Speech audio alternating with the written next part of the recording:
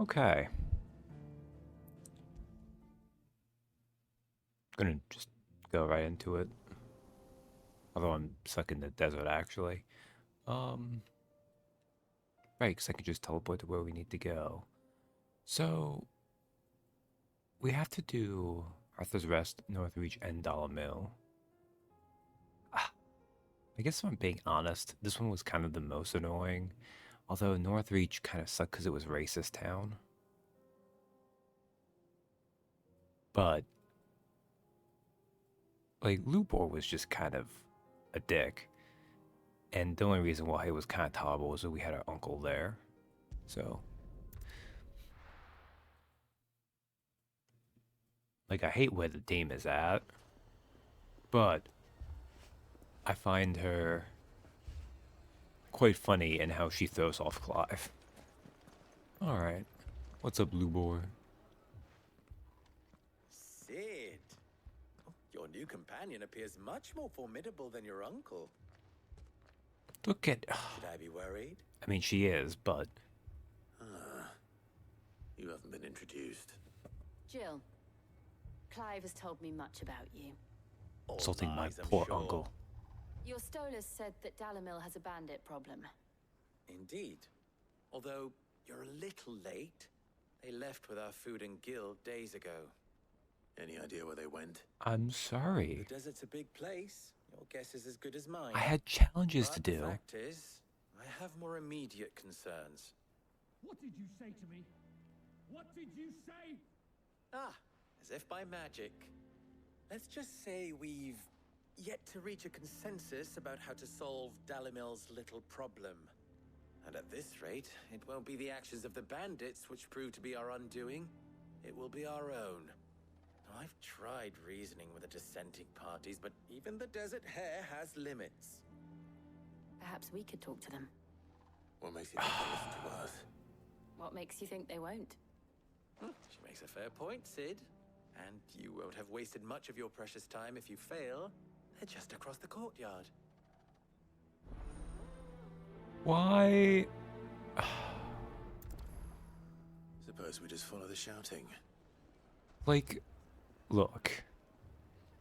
Why do you need me to fix your talking problem? The bandits, I have my anime swordsman god powers to deal with. Oh, whatever. Visit the final sting.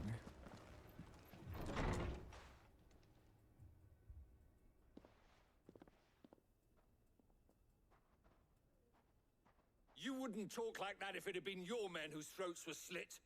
Blood for blood, it's the only way. We hire mercenaries and have them mount the bandits' heads on our walls as a lesson to the rest. And what happens when those mercenaries are slaughtered like your men? Are you going to hire more? We're better off using that coin to buy food and supplies. If we hire mercenaries, the only thing we're buying is the bandit's ire. Hey there. You cannot fill empty bellies with that. Do you hear me? But what happens when they come back? Maybe it'll be your throat that's slit. That's enough. Both of you. Any more of this and I'll throw you out myself. Come back when you're ready to talk like adults. I'm not. This feels like a Porque no los dos. Like, I guess their money was stolen, so maybe they don't have a ton. Also, I dropped a tiny bit of frames. What's he doing here? Well, like, this feels like a real. I mean, also, with Clive here, it defeats the whole purpose of this argument, anyways. Because just have us take care of the bandits. But even ignoring that, this seems like such a weird, dumb argument. We should spend our whole money on people to kill the bandits, but then we'll starve. Yes, you're right. We should spend all our money on supplies so we can have stuff for the bandits to take when they come back. Just... What's up, Victor? Sid. And Lady Jill. What brings you here? I was about to ask you the same thing.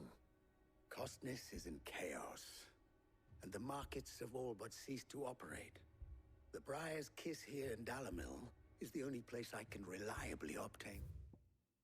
Actually, I'm gonna check.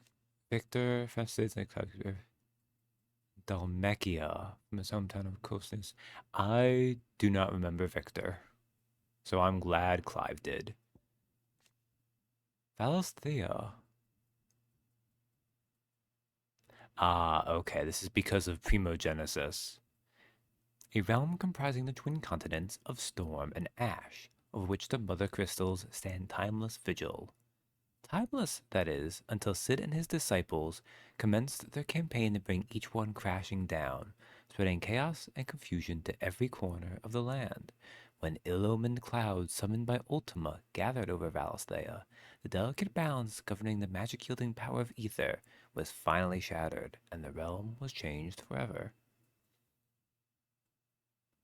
Victor was from the 5 years later first scene. I'll take your word for it. Supplies. I was here to do just that when Master Lubor told me of his troubles. He thought I might be able to talk some sense into these fools.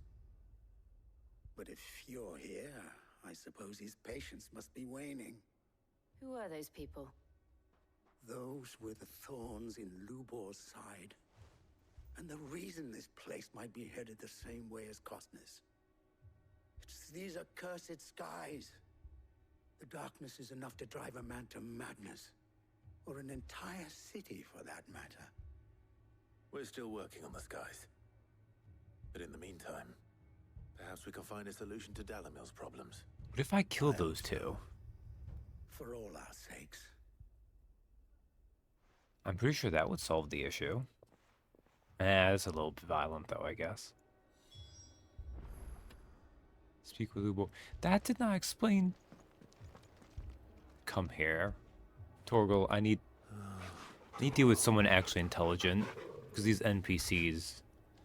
Oh, yes, you're a good boy. Okay. Poor bastard. Couldn't run because of the weight of his load. Still, better a branded than one of us. Press X to just murder this dude. So, you see my predicament? What I saw was a room full of people who were angry and afraid. And with good reason by the sound of it. But if left to smolder, that anger and fear could set the entire town alight. My thoughts exactly. What to do? Both sides wish to protect their homes and livelihoods, if only they could agree on how. But as long as they are divided, we are vulnerable. And if there's one thing bandits like, it's an easy target. What Okay. would Sid the Outlaw suggest? It's kind of pushy of you, but okay. Well, if it were my namesake, He would have already he'd let befriended them the choose for female. themselves, and be on hand to pick up the pieces when it all went wrong. That sounds like a recipe for disaster. A recipe for disaster is precisely what it is. But perhaps that realization would be enough to make them question the ingredients. While it's plain neither Conrad nor Natalie will countenance the other's proposal, it may still be possible to make them doubt their own. Before presenting them with a third option.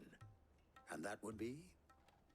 To pool our resources and save the city ourselves. Why fight each other? When all that fear and anger can be directed at the bandits. Okay. It appears we have a plan of action. Victor, pay Conrad a visit. See if you can't convince him of his folly. I'll speak with Natalie. As you wish. Your faces are not well known in this town. That may prove useful. How are they not? You know what? I'm not Don't going to worry, question it. Victor and I will do most of the talking. You need only play along. Play along? What he means to say is yes. I mean, I can understand Jill, because Jill's a little bit plain in her outfit. But I don't even care if they can't recognize Clive as Sid. He's Like, look at how distinctive he is in his daddy's armor with whatever super sword you have him currently equipped with. Looking like... Oh, well, whatever. Like, I guess I should be glad this doesn't just go kill these bandits, but... Your own city guard, with you as captain.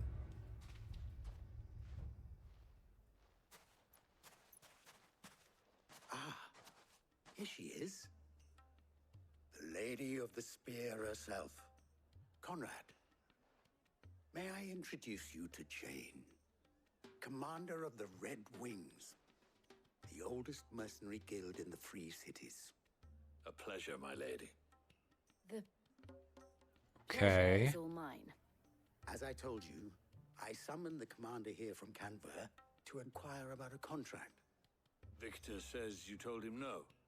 That there aren't any men left to hire. Is that true? True as the crystals cracked. Nobles came and claimed every last one worth his salt. And not just from us Red Wings. You know of the 7 high houses. There must be 2 swords assigned each one. Granted, we have a few boys left.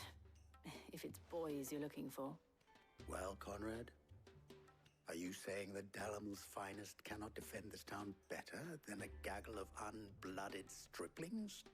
That a band of beardless youths could better avenge the deaths of your brave men than you yourselves? Absolutely not.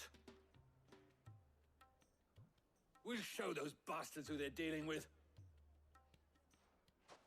Okay. I can't believe that actually worked. Conrad's not what you called the brightest candle in the crypt. Yeah, But really. there's a reason why I had you do the talking and not Sid. Well played, my lady. Excuse... Oh, no, that's fair. Jill definitely handled that more smoothly than Clive did. Then let us I wonder band if Conrad has together the right of and it. show these We brutes always that called on Dalamil is sellswords not and the to men be of the rock trifled to guard with. our gates before. We don't have enough blades to arm everyone, nor enough physicers to heal the injured. I don't know if we can do this alone. On the bright side, I guess this is a good example of the fact that Conrad apparently wanted to hire mercenaries without having any clue about how you go about that. Next thing you know, Natalie'd be offering the bandits bed and board.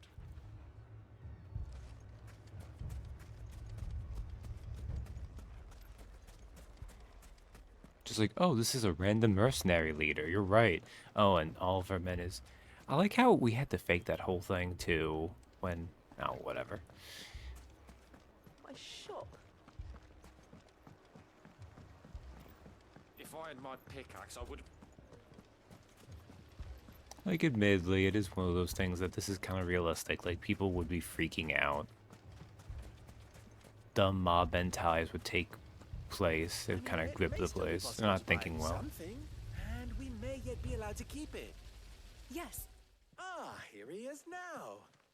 Natalie, allow me to introduce Lord Underhill of Randalar's prestigious League of Merchants. Really? Lord Underhill. At your service. Underhill. I was just telling the good lady of our conversation, my lord, and how you were lamenting the state of the capital's stores. Lubor says that not only are the granaries almost empty, but that war and the Blight mean this season's harvest won't be enough to fill them for winter. Indeed, certainly that is the case. The nobles in the capital are buying up the city's stocks of barley and wine, driving the prices higher than most commoners can afford. Pretty good, It's only a though. matter of time before the peasants revolt. It is worse than I thought. If what Lord Underhill says is true, I fear we have little hope of supplementing our stores, meager though they regrettably That was pretty good, are. though. I like how awkward And Clive's while line I was. applaud your endeavors to dissuade our more bellicose citizens from seeking vengeance, I sense Conrad is not wrong in his assessment of the bandits' likely return. Which means that now, more than ever, we will need to secure what little we still have. Food, weapons, herbs, everything. If our humble town is to endure not only this hardship, but those that are certain to follow, we must stand united. You know, All they're right, right. though. If it will help to protect my home, I'll do it. Like, clearly, if they You can't needn't have see... gone through this charade. Oh, there we go. Okay, at least one of the two was able to recognize it was a really obvious Thank lie. you, Clive. Your performance was nothing if not workmanlike. She saw right through it. I didn't say it was good, merely that it produced the desired effect. Now, my scouts should be returning shortly. Meet me back at the Briar's Kiss, and we shall see what we face. Just, I swear, if you just found Clive produced by JC Staff. I'm not convinced our roles in this ruse were entirely necessary. I don't know. Conrad seemed quite taken with you. And the answer is they were not. In fact, this is just us wasting time until Lubor can point us at the bandits. Well, maybe not, though. Maybe we'll have a nice scene where... I'm scared. What if the bad men come back? Then you gonna die, child. It's all right. Oh, I'm ruined. Good news, Sid. Both Conrad and Natalie have somewhat gracefully accepted their new roles. With time, they may even learn to. Time no longer appears to be the luxury it was before lunch. I take it your scouts found the bandits. Technically, it would be the bandits who found my scouts. It Sweet. appears they march for Dalimil as we speak. All of them. You're not serious. They don't just want food, they want the whole damn town. Well, too bad for them. They did this when I have Clive a was favor here. to ask. I'm told the bandits march in two groups, one from the south and one from the desert, in a move doubtless intended to stretch our already gossamer-thin defenses. Very well. Jill and I will meet those from the desert.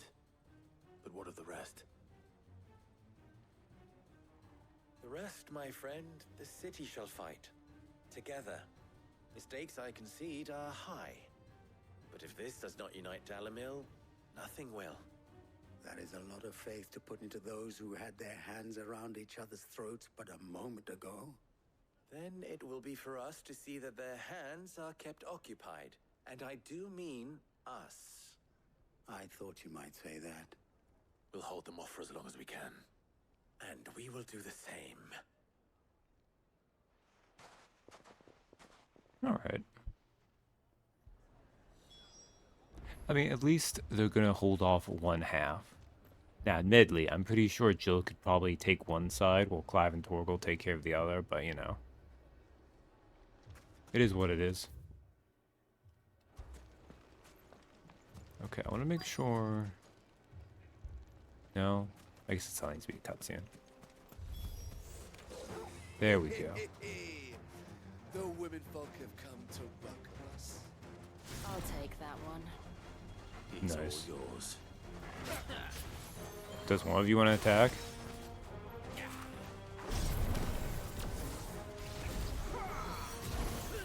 Oh, you attack way too slowly. There we go.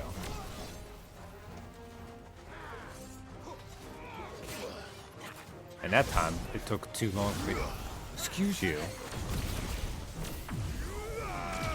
I can never tell with that, I will be honest.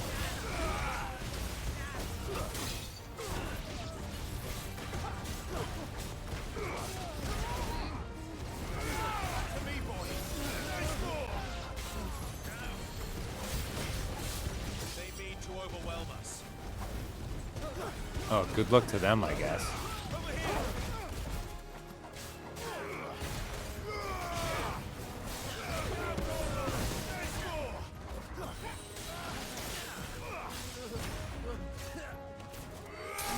That guy got stuck. Sucks to be him.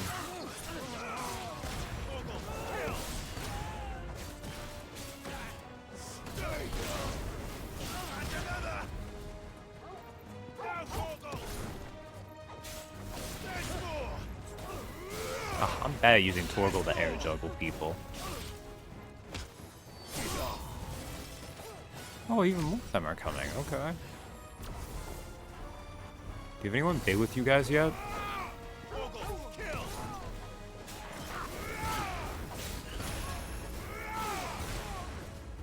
Oh, hey, that was someone with poison mist.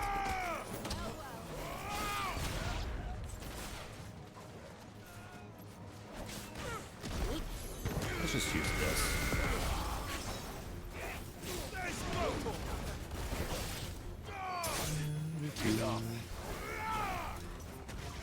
There you go.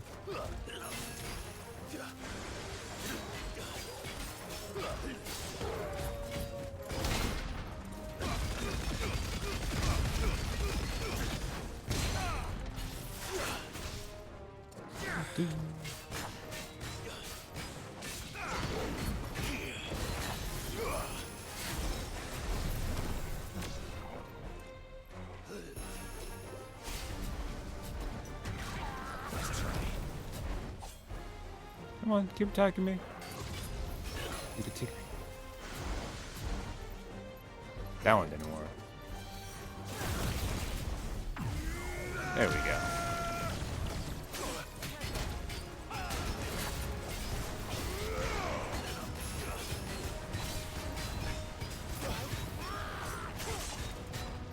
Damn.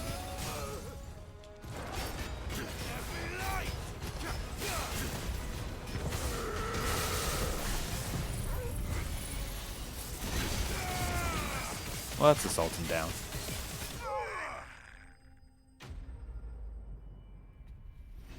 I did pretty bad though with his attacks that came when I wasn't paying attention though. Kind of sad. We took some oil, guild bug off them. The townspeople. Could they have held out?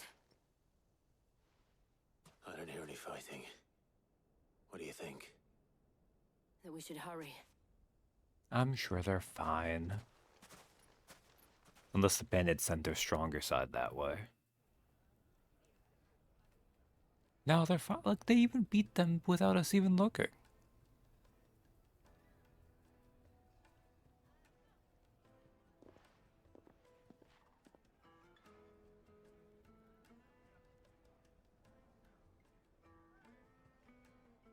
Natalie, I owe you an apology.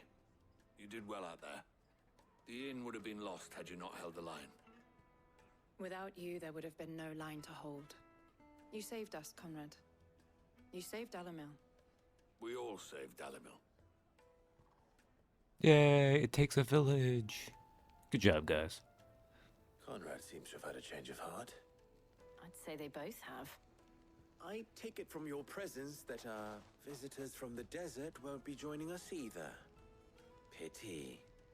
The plan worked, Sid.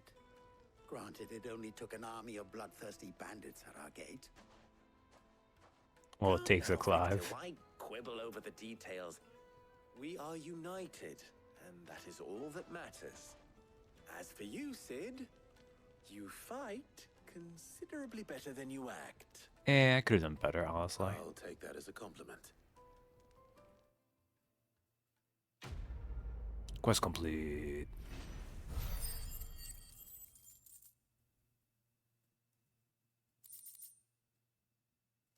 And more of these resources. The villagers did some stuff off screen.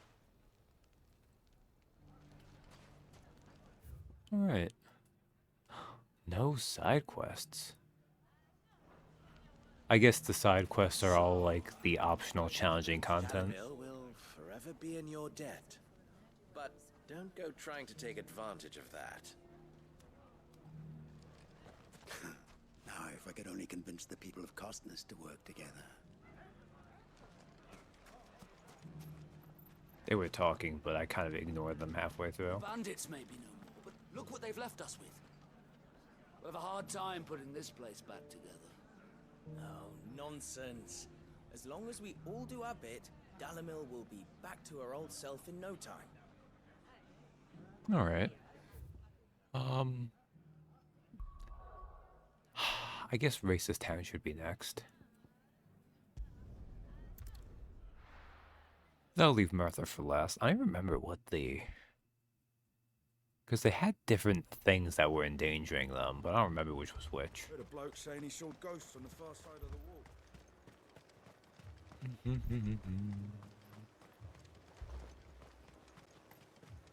Am I blind?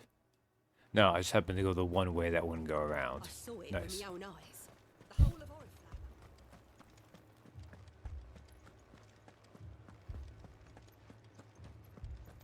I wonder if the dame is still gonna hit on us, or if it's too bad in this moment. I can't do it. I can't fight those things. But you can. You must. For me. For us.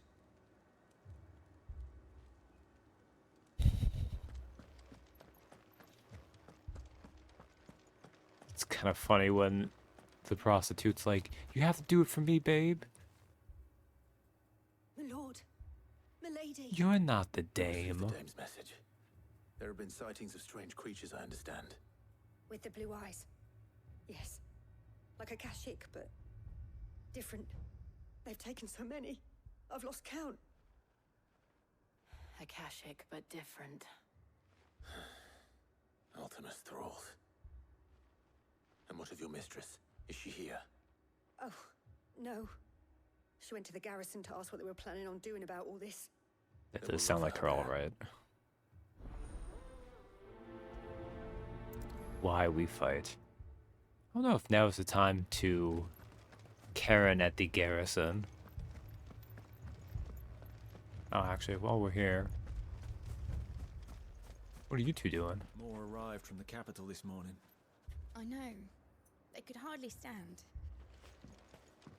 Oh, they were just talking with each other. We could leave. But where would we go? Who are you? Oh, wait, okay, I see, that's like a lady.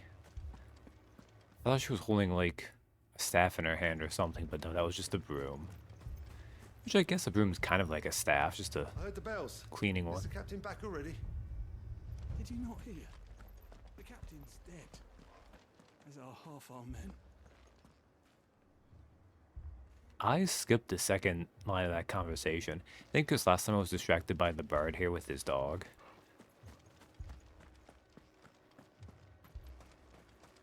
Alright, what's going on, losers? Do you need me to help you out? Please! Half the garrison's been slaughtered by those things. We lost the captain this very morning. We've tried requesting reinforcements, but there's been no word from the capital or the Dominion in days. What more would you have us do? Get good. Have you do your duty. Those at the Vale look to me for protection. And protect them I shall. Because they are my charges, and that is my duty. In case you have forgotten, the people of this town are your charges. But more than that, they are your people. Your sisters, your brothers, your lovers. So you have a choice. Lay down your sword and watch as they are slaughtered, or take it up and do what is right. She speaks the truth, you know. This here, it's all we have. It's all that's left. What we have left is our lives. Do you really want us to lose them as well? Not if we don't have to. Look, there's a cask under the captain's bunk. Let's talk about this over a drink, eh? I'm listening. Man, I'll have a word with him. I'm way more into this than I was into freaking Dalamil's issue. Ah, Clive. I didn't expect help to arrive so quickly. And sought to take matters into my own hands. It was a noble effort. But I thought you might still need some support. I'd like you to consider my needs.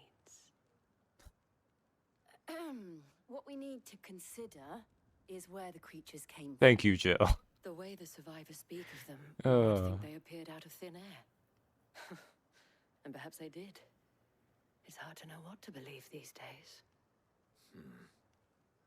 We'll talk to the survivors. Like, I have to imagine if it wouldn't have taken, like, expensive modeling and whatnot to have it, that Isabel would have definitely been cozying up to Clive as she said that. Which would have been why Jill responded that way. But obviously she just stood there instead because that was much more effective and easier for them to do. And the voice acting did enough anyways. But like, man, we showed up at Dalamil and Lubor was like, I brought this random dude to help me. You might remember him from right after the time skip, or you don't. Who knows? His name is Victor. He's not that important. I just can't figure this shit out, really. Oh, I think I can, but can you kind of help me? Here we come instead, and Isabel's trying to do it on her own. And she's like, oh, you're here. Well, if you want to help. What I'm saying is Lubor sucks, and I hate him. I don't hate him. But he does suck. What's up, injured soldier? You're a pikeman, yes? What happened? I've got family in Moor. I heard the flood was spreading, so I went to see if they were all right. And a pattern of glowing things found me in the meadow. I ran for my life. I never did get to the village. Leave that to us.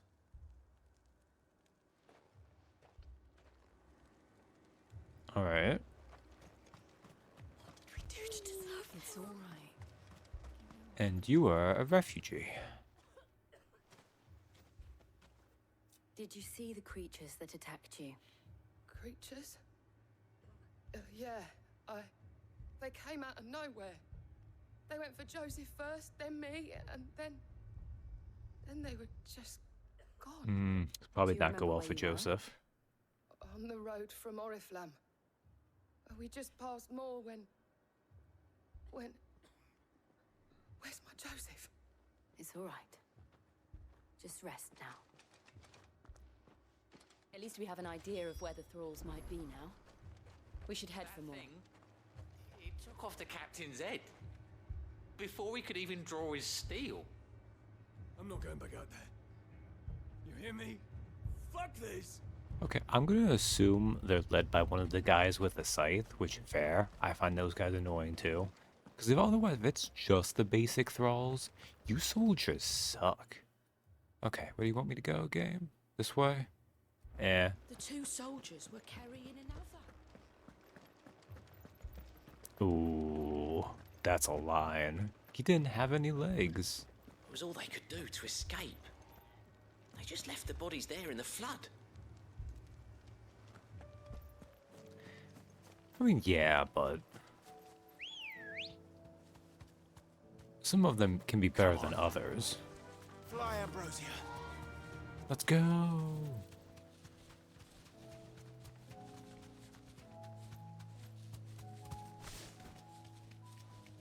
Like, I would expect them to deal. Like the random bandits, occasionally one or two of them have moves, so you would think one of these guard soldiers would. Guard soldiers. Oh, you know what I mean. I just thought I saw something, but I must not have.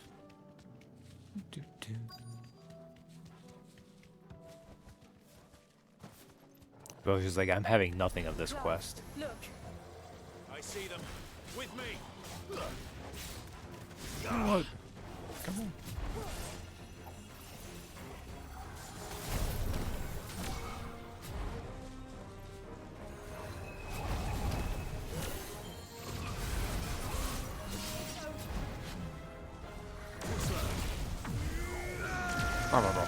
Lasers.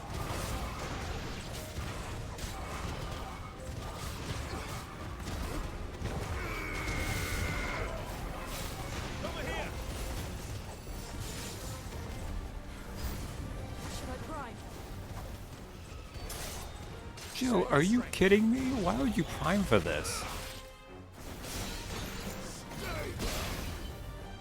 Oh, who did it? Who did it? Is it you?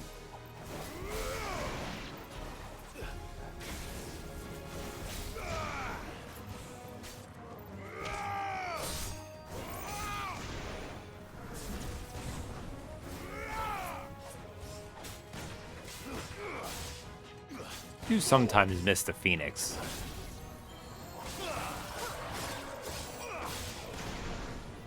And we'll do a one up to you too, just to knock you out. More enemies, there's one. Oh, I'm glad the dodge was given to me there, because it didn't need to be.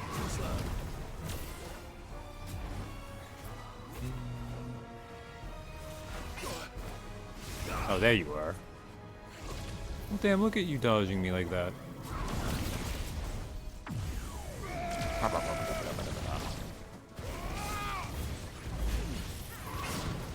Oh, he just teleported. Well, let's punch you out of that then, jerk.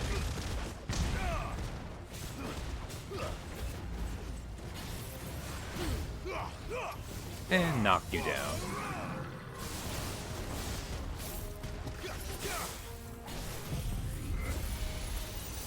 Oh, that's not gonna be enough to kill him.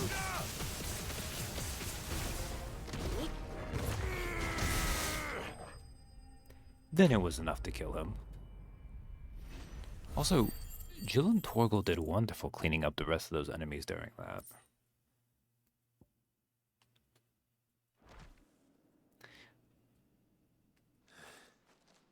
Do you think there are more? There are always more.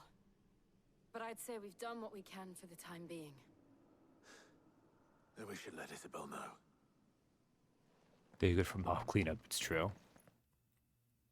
I mean, sometimes I feel like they're not good for mob cleanup, but that time they did well.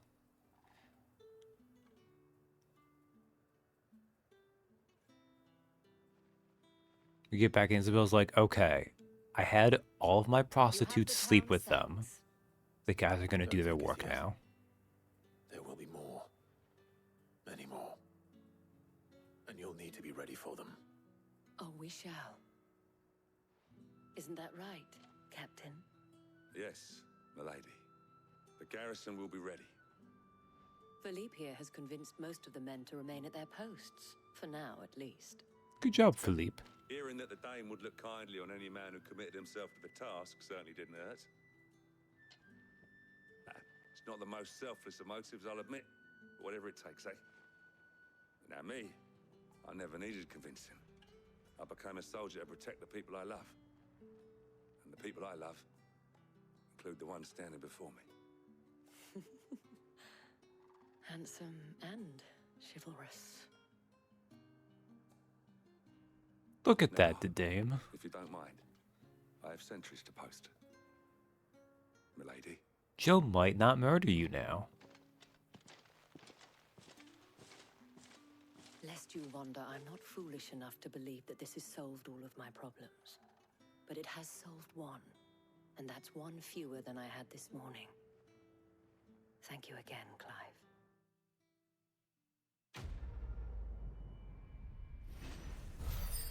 Jill's like, you hit on my man earlier, but you have your own now, so you're backing off. You get to live. Philippe will make a good captain. He reminds me a little of you, Clive, but without all the mocks and mows. The what? The mocks and mows? Whatever. Alright, now let's go say hi to Martha.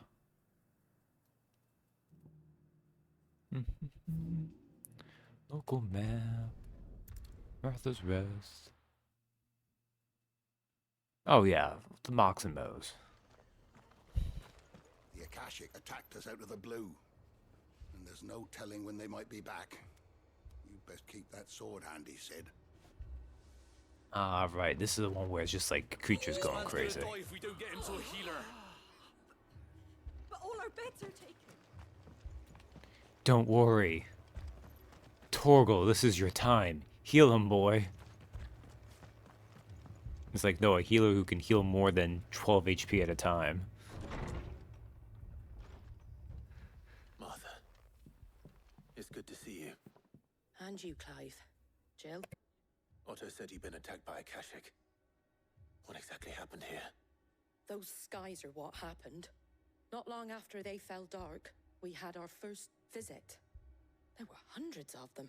Tried to storm the hill. Only a handful made it up here, but that was more than enough. The rest are still down there now. And while we have a few willing fighters holding them back, they're sorely outnumbered.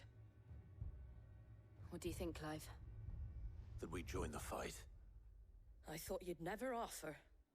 Now, where I need you is the Fallen Gate. That's where the fighting is fiercest. Let the men know you've come to help. Something tells me they'll be pleased to see you. We're on our way. Why should I let the men know I'm going to help? I think they'll be able to tell when suddenly there are explosions. More. Okay, good. No, it looks like I just go there. Good, good, good, good. Like, if they can't tell Clive's there to help, then they have bigger issues than having to fight some Akashic. Abandoned us, do you?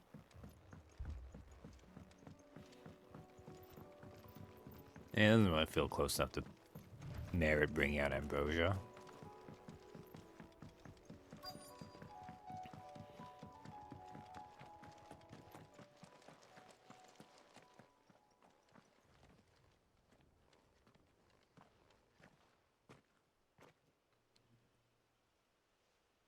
Clive, wounded.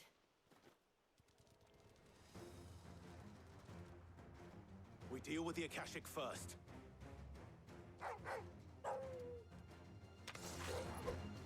You know what I'm gonna do here?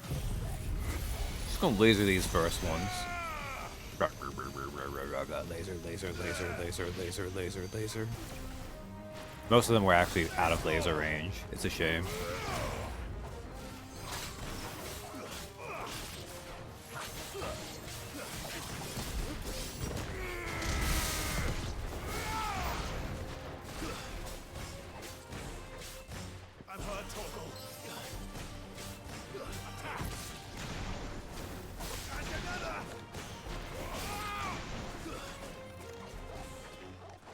I want to do that though.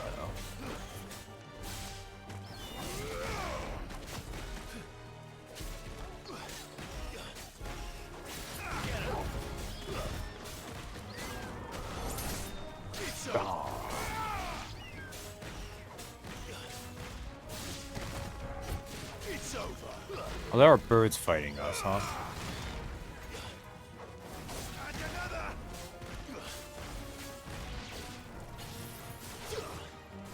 Oh, you're not in range, eh? Come down here. It's over. Really? Maybe there's a second wave. Also, just basic enemies. No, like, Dragon Evis or anything? These men don't have the look of hired swords.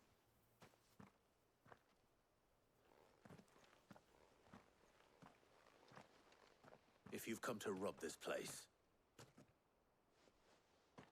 You are mistaken, my Lord Rosfield. We're here by Madame Martha's leave. how do you know my name? Forgive me, my lord. There wasn't time for introductions. We're with the Guardians of the Flame. Hey, what's going on, guys? But how did you come to be here? Where is your commander? Sir Wade left earlier with a scouting party to find out where the Akashic were coming from. There we go, okay. Take your wounded back to the inn. Martha will see you're looked after. We'll join you anon. We'll go check on Wade.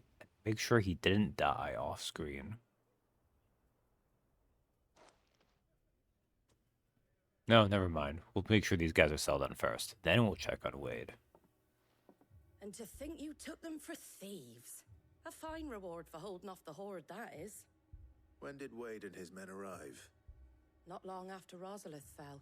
The Guardians asked me to shelter some of them that had lost their homes.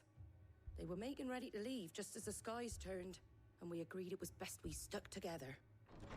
Martha! Trouble! The scouting party's almost at the lift, but they got a pack of Akashic snapping at their heels! And they've got wounded with them! They're not gonna make it! Damn it all. They'll be fine. We'll worry about them, Martha. You look after everyone here. If any can still fight, send them to the lift. I will. You two be safe now. Why?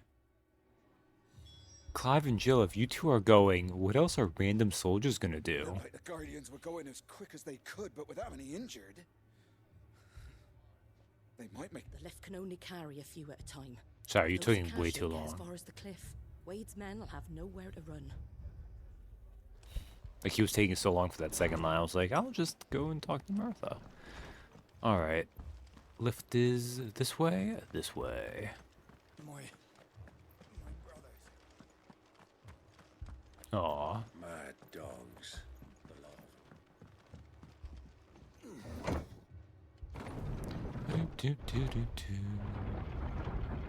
Yeah, are you ready to help out Torgal? And Jill?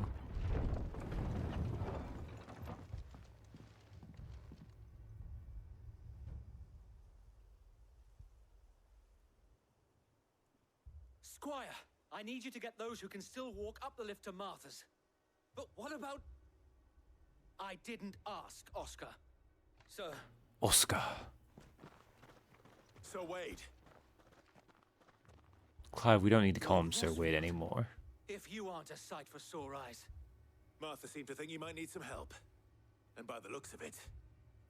We thought we could sneak by them. But we didn't know there would be so many. How could we have? Behind you! Hey, there we go. That's a boss, a mini-boss type enemy. We need to get the injured to safety. Even if an Adamantoise isn't that exciting, but... We can certainly try. Are you with us, Sir Wade? Always. Then let's do our duty.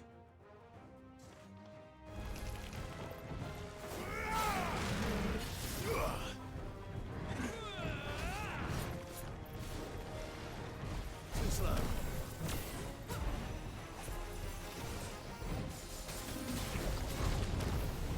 Let's get a Mega Flare going!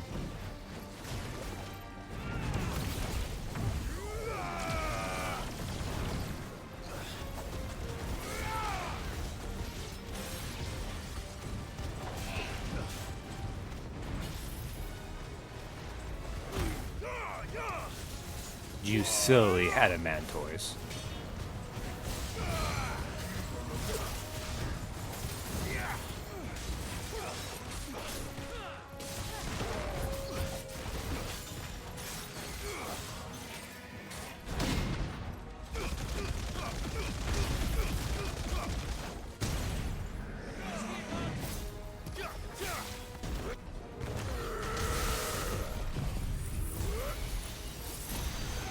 Oh, I'm too close, actually. I'm missing the lightning.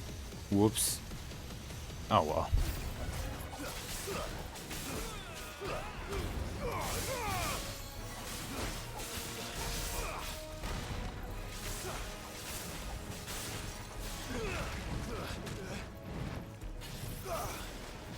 Too slow.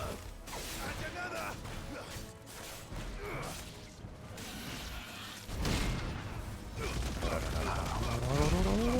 Oh, that'll be enough to kill it.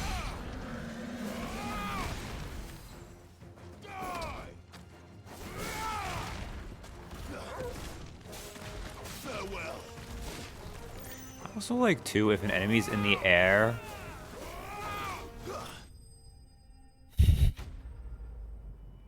Ravage will knock them down.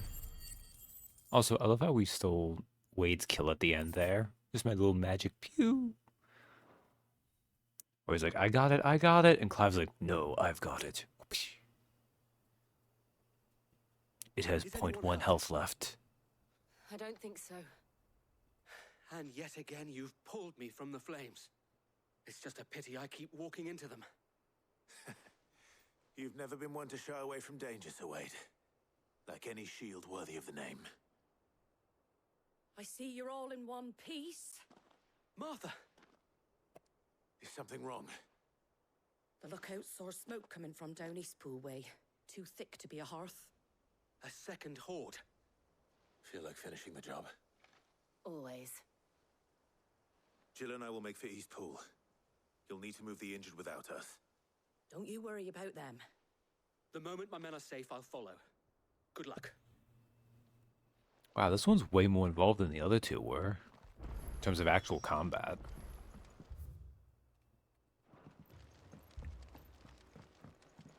Like, admittedly, North Reaches was the shortest. Because Dalimil at least you had to talk with people a little bit and have those little scenes.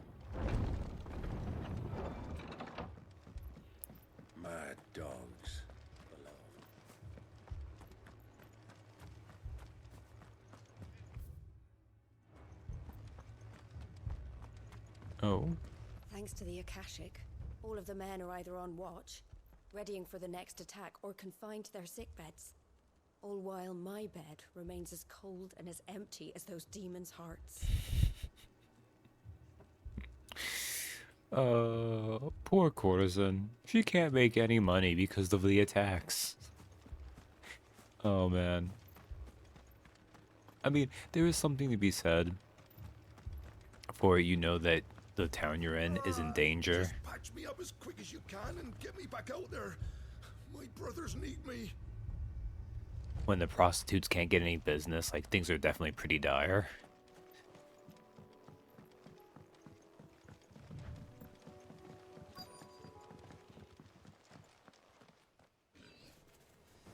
Akashic goblins. They're headed for the rest. We have to slow them down. Martha and the others won't be ready.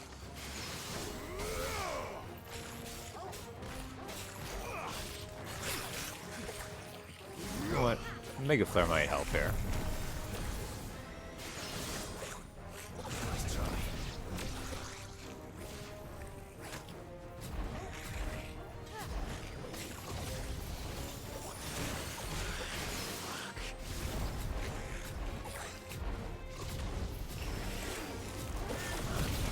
There we go. Also, I might want to just do this so I don't die.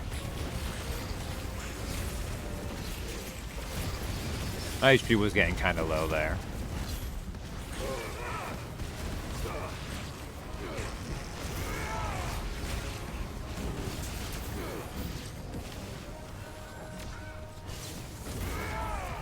Not the Akashic Chocobos.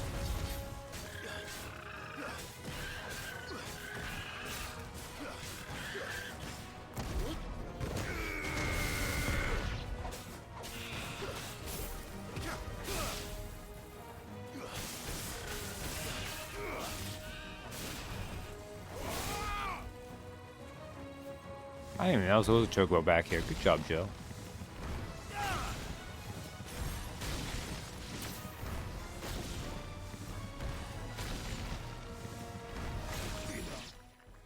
I wish Charge Shot didn't send you back a little bit. Something's coming. Look, it's another Ironman. Apologies, my lord. Did I miss anything? Only the first round, so wait. Shall we?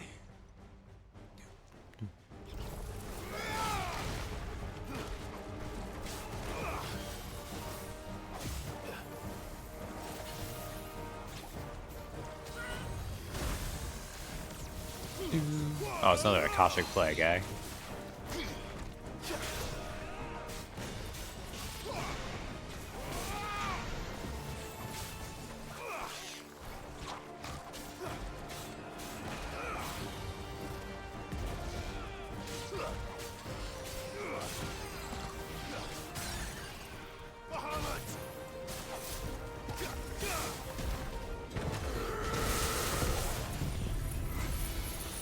Laser!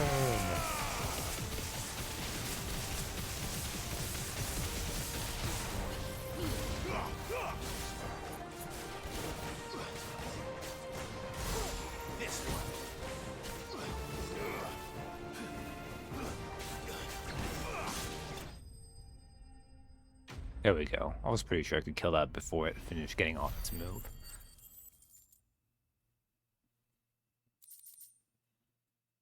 Alright, there we go.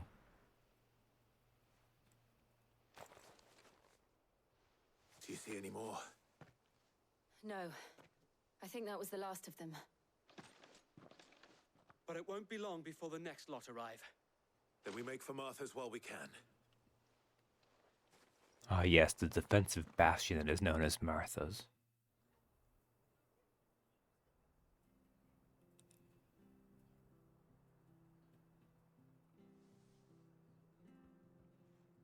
What did you find out there?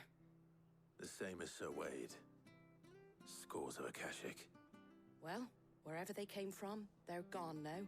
Our lookouts say the lowlands are clear. Hopefully we'll have enough time to lick our wounds. How many of your men were injured? A damn sight less than if you hadn't turned up. Thank you. Oh, there we It go. was a hard-fought victory. But as long as the skies remain dark, I fear the Akashic's numbers are only going to rise. It's not a matter of if the Horde will be back, but when. And whether that's sooner or later, we'll need to be ready. Where? The inn here affords a good view of the land, and is easily defendable. I'd like to make this one of our outposts. Everyone wants us to fix the weather. What do you say, Martha? You'd have more men to guard the rest. Well, when you put it like that, of course they can stay. That's kind of cute.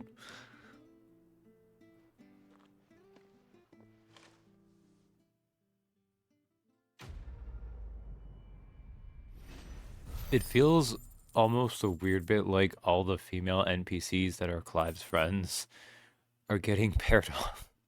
Which I don't think is the case necessarily, but... Guardian's Scarf. A symbol of trust, loyalty, and undying friendship. For as long as the Firebird's flame burns in her heart, the duchy cannot die from Wade, displaying Clive's chambers.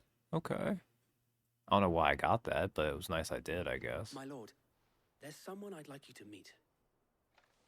Oscar, over here.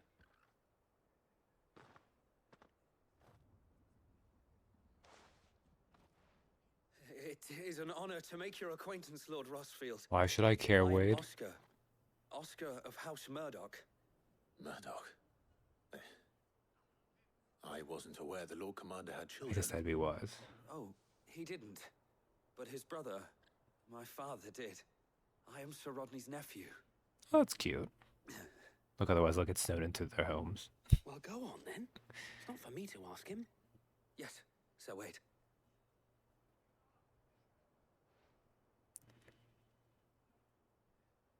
If it please you, my Lord Marquis, might you take me as your squire? I would learn the duties of a shield from the finest. I'm sorry to disappoint you, Oscar. I'm so beyond that. Nor was I ever the finest. And spending time in the company of an outlaw hardly seems a fitting education for one aspiring to take his oaths. My Aunt Hannah once told me that a man is not defined by his title, but what he does in its name. You have accomplished much since taking on the mantle of Cid, winning no little honor in so doing. And I would sooner serve under an honorable outlaw than an unworthy shield. Not that Sir Wade and the other guardians are... I mean to say that, It's all right. We know what you mean. There is only so much the boy can learn from me, my lord. But a squire... Would that really be so bad? I mean, kind of. Squire once. And I'm certain Sir Rodney would approve. Jill, we were a squire when the world wasn't dying and Rodney had to fight gods. Know that I'll show you as much leniency as your uncle showed me. I would not have it any other way. Our friends seem to have things under control. For now, at least. She's like, "Aw, let's go adopt the kid." And then I'm like, okay, fine. He can watch as I summon 5 different god energies from myself as we fight giant dragons. Like, what the hell, Jill? We shall be staying here for the time being, and not just for the ale. I'll have one of my men escort Oscar to Benamir once he's said his farewells. Just take your time, Wade. Like, I'm sure in a couple arcs we'll have killed Ultima and, I don't know, probably died in the process. Maybe not, I don't know. I will not let you down, Lord Rossfield. You or my uncle. I mean, it'd be hard for you to let me down because I expect you to die as the overflow of my god energies when I'm fighting with my childhood friend slash maybe girlfriend. I don't know, it's a little bit vague right now. We've probably at least held hands at this point. Oh, and my god dog, don't forget my god dog. When we're all using our godly energies, bathing the field in destruction, if you just manage to survive, you'll be doing pretty good. Like, my god. What's going on? We of the Guardians of the Flame have pledged our swords, our very lives, to the defense of this fair town. Ain't that something? Alright, well, before we go back, actually.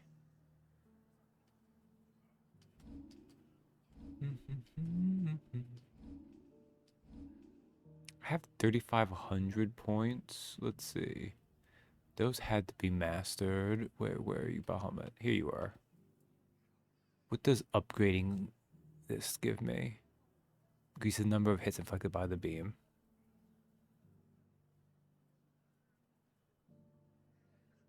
Fighting dragons, summoning the powers of gods, that's just a normal day for your standard JRPG anime character. Hell, for some, that's just a workout for after breakfast. Hey, Darth. Which costs a lot to master that, but that's okay.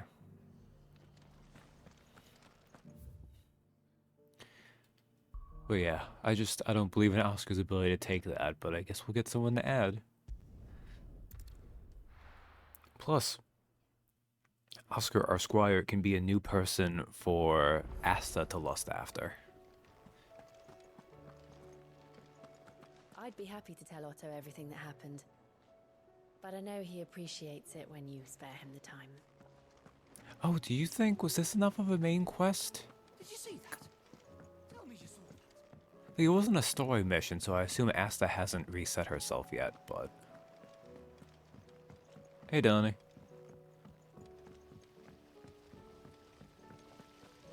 The girls here can have Otto and Gab. Okay. No, she's still lusting after either our brother or the gay man who's sleeping there. Either way. Oh, what's new here? Desiree. Welcome to the Patron's Whisper. Come to claim your just desserts? I will admit, that does get to me too because of that. Well, as well as one that gives you ability points. That's fun. A pall lifted. The dollar mill spicer. Hugo's men are gone, and with them the fear in our hearts. Once more shall the markets echo with mirth and merriment. It is you who we have to thank. He gives us teeth, some bloody skins, some silk, and ability points. Here you are. She's going to end up selling for the Moogle, thus proving you aren't insane. That would definitely be an interesting choice. A lonely porter. Oh, he gives us an orchestrion roll and amber. Since I can remember, I have served none but myself. Turned my back on the world for a handful of silks and a heavy purse. But where has it left me? It is hard to keep joy in one's heart when all those around you are without. Something must change, and that change must start with me. You earned this. Sweet, you gave me a tape. I'll take it. Alright, what's up, Otto, my friend? Was wondering when you turn up. Had owls from all our friends thanking you for your timely intervention. How is it you always manage to arrive at just the right moment? Luck, I suppose. Any word on the rest of the realm? Let's see. Storm's still crying out for mother crystals. The nations are still in chaos. And the skies are still the colour of a kick in the kidneys 2 days on. So... Right. Clive, we knew this was going to happen. Well, not the bleeding skies part, but you take my point. Now's not the time to second guess yourself. Now's the time to visit the infirmary. Taya says your brother's awake. Ototo. Thank you, Otto.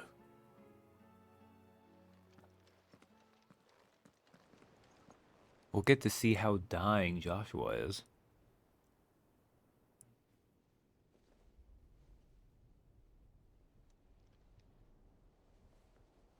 So it was not Sylvester, but Olivier who served as Ultima's puppet.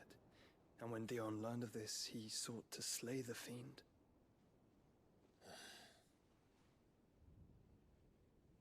Only for his father to take the spear that would have freed him. Enough to drive a man to madness. Small wonder he hasn't stirred. I would be afraid to wake.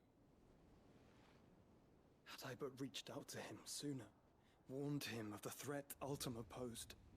Think so, but both an empire and her prince lie broken. Joshua, what do you know of Ultima?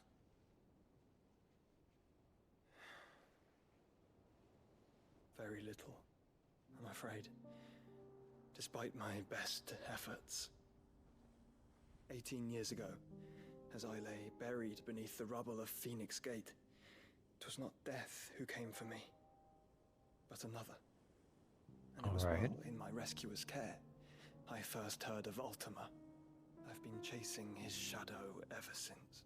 You want to tell us who this person was? Ultima is driven by some deep, dark purpose, and for whatever reason, it would seem you are crucial to his designs. No? Okay, that's fine. Nothing to have you, even if that means toppling an empire. But why me? What possible use could I be to such a creature? That is one of many answers that have eluded me. Yet, I am certain of this. It is not mere chance. You were chosen for a reason. 'Cause Clive's special. All dominants carry within them the might of an icon. Nigh limitless power that is at once acutely limited. I wield fire, and only fire. And I only ice. 8 wardens for 8 elements. Is it time? But you, Clive... Is one of you assholes going to mention a lost 8th? You are different. No, never mind. Let's focus on Clive being special instead. But they do not end there. The fact Ifrit can even exist goes against everything we thought we knew of dominance. Perhaps Ultima has been waiting for one such as you, whose potential is truly limitless. I've encountered that thing several times now. If it or he, as you say, needs me, why hasn't he claimed me as he did the boy? Were I to hazard a guess, I'd say the two of you are somehow incompatible. His mind not properly attuned to your body. His mind? Mind, awareness, spirit, call it what you wish. But I believe Ultima to be an embodiment of the concept. This is why I struggle and fail to contain him here inside me. I'm sorry. Inside you? Very good delivery of that. Son, I feel my strength wane. And though the Phoenix's flames mend the prison I have made for Ultima, they do so at a cost. We must find a means to bring an end to him before I meet my own. What were you thinking? It was that or let him take Clive. And I've always had a soft spot for my brother. But oh, that's cute. Mean you should sacrifice yourself to save me.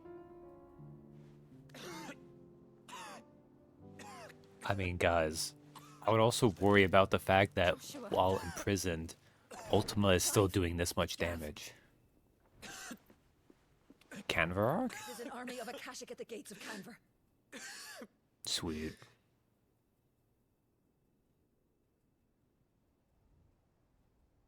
Oh, we going to cut to this? No, we're just kind of different part of the hideaway, okay. Well, what's the short of it? It's all Tyre told you. The capital of the Free Cities is under siege by an army of monstrosities. The city guard are doing their best to stem the tide, but numbers ain't on their side. What of Lord Byron and Mid? Were they able to escape? No, but they're all right for now. They're hiding with Gav at midship. We have to get them out of there.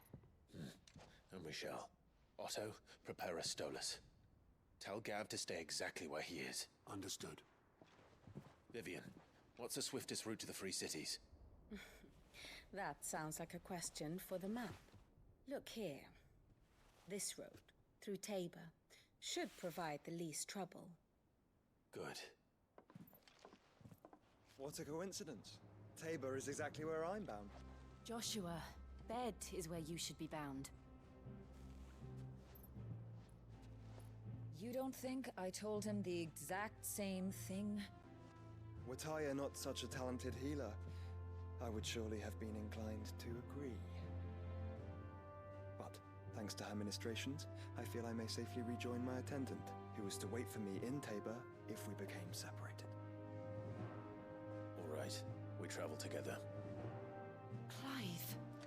If he stays close to me, he'll be fine. Thank you, brother. I'll look after him.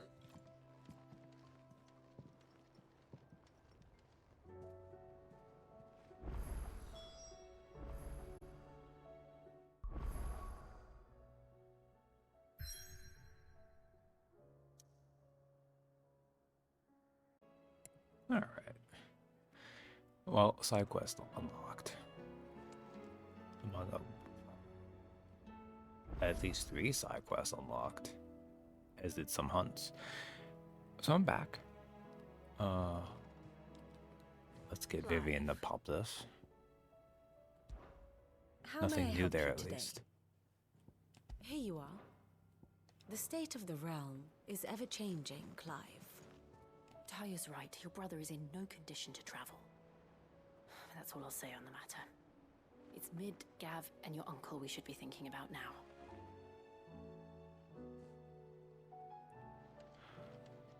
No, we're still missing 2.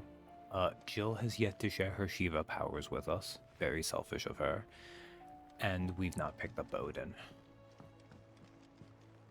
And Leviathan might as well shouldn't exist.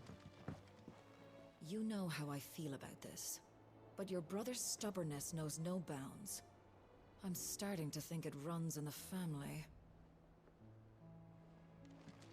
My attendant was with me in the Dominion before I primed. She would have watched the battle unfold and witnessed its outcome. I trust you'll be waiting for me in Tabor, where I can finally introduce you. That would be nice. What's up, Nectar? We can ask about Nectar's adventures. He asked if we told us about the time he flew all the way to the bottom of the Zemeckis Basin. What did you find down there? He says a deeper understanding, Kupo. From the outside, it seems so mysterious. Where does all the water go to, Kupo? Why does it never fill up? And what's behind the waterfalls? Those are the questions he flew in to find the answer to, Kupo, but instead, he found out something about himself. He can't swim. Kupo.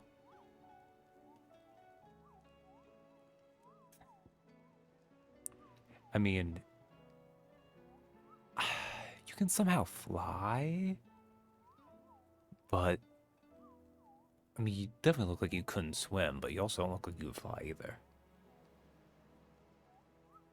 The way it sounds hopeful to introduce you to this person, I feel like they're dead now. Could be. Oh, we got a new hunt too. South of Tabor Dalmacia. Team of Cursebreakers traveling through Tabor to the fields of Carava were met by a group of hunters from the village, who warned them not to stray too far from the main road, for in a gully not far hence rested a pack of wolves, and even such practiced hunters as they would not dare to wake, despite the fine luster of the animals' pelts. Too many of their friends had succumbed to temptation, only to be torn limb from limb. I mean, I'm not really excited for a C-rank hunt, but I guess we'll make sure to do it anyways. Do you like being struck by thunderbolts from on high? Then don't let anything happen to Mid. Yeah? We have...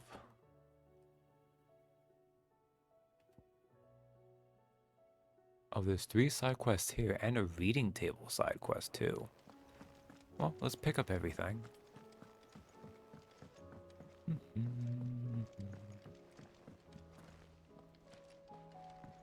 Oh, wait a second. Oh, if Joshua is up... We sent Cursebreakers to Martha's Rest, Dalamil, and Northreach. Hopefully they can help maintain the peace. Or at least a semblance of it. No, Mid still ran away to Canver. Canver is just the place that's in danger that we're headed towards. Cole told us everything that happened. It's a bit of a worry that both the Republican and Imperial armies are in disarray. But it was good to hear that the people stood their ground. I pity those in the villages. The views? Thy views?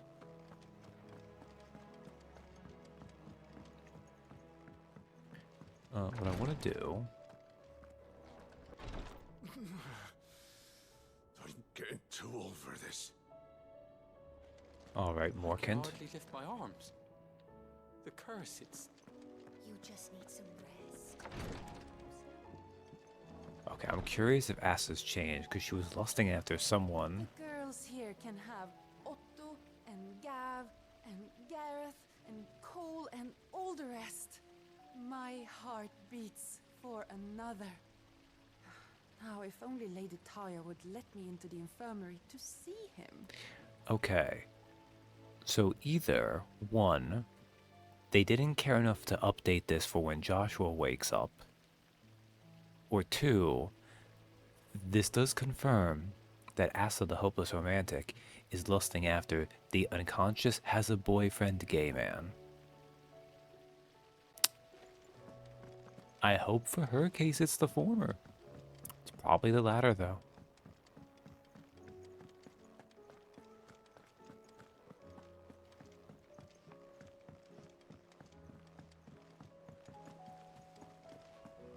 There's barely been a shipment in since the skies started boiling. A few more days without a visit and we'll have to start eating the blankets. Okay, I think I just missed a couple people earlier because most of these aren't new, in fact. Alright. Oh yeah, the already stone. So new set of elemental trial features less time and more powerful enemies. She's level gear and consumables are applied. We have a mode with default to action focused. Oh, okay. So you just have less time. Well, that'd be hard for at least a couple of these. Consumables? Could you use consumables in the Chronolith trials?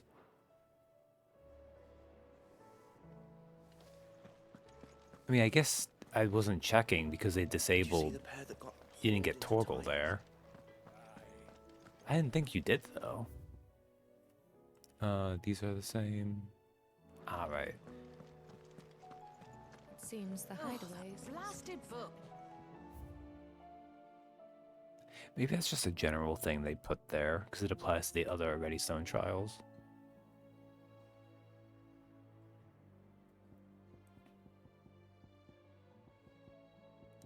I mean, I do usually ignore them, too. I just... Oh, here's no risk, no reward. Oh. We got the battle music. That's fun. Didn't I get another one? Must have looked over it. Okay.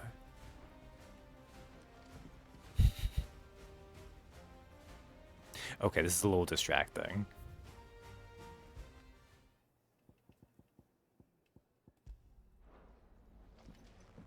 Having the battle music going while I'm just walking around seems like a bad idea.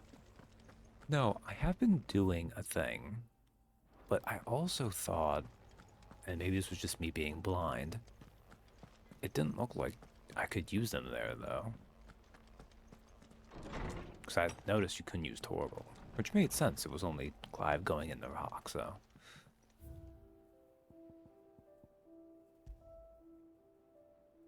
Guardian's Scarf.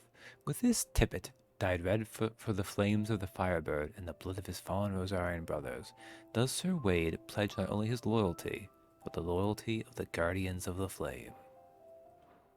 That's kind of nice. Then we have the reading table here. A Dramatis Personae. Lubor writes us, the Garden League have put aside their differences for the time being, allowing us all leave to sip our snake's pit in relative leisure. For that, I would hazard we have your better half to thank. She put on quite a performance.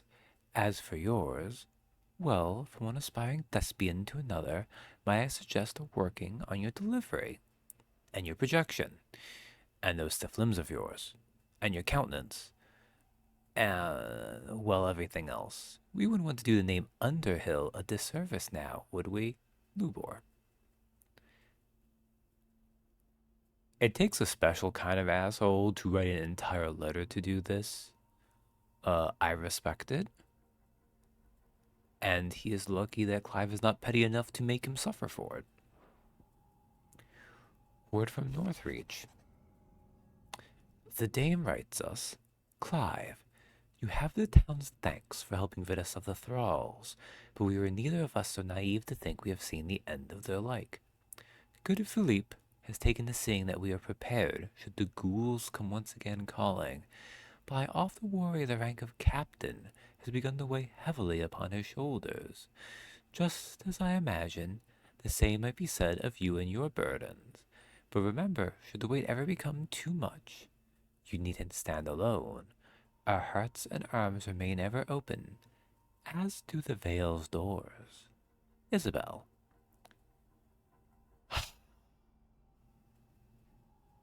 It's not quite the same, but it does a little bit remind me of Mika from Skip and Loafer, where, like, you really need to give up on Clive/Shima. It's not going to happen, my dudette. How fares the rest? Martha writes us, the Guardians are getting along with the axes fine enough, working to shore up the rest's walls while not clearing out what few threats remain down in the reeds. Though, chances are we'd still be neck-deep in Akashic had you not given that horde your firm but gentle nudge. I know you've a realm to save and all, but if you're ever in need of a quick reviver, come see us and we'll tap you a cask. Martha. Now see, we know that Clive would actually take Martha up on this, because drinking is something he'll do.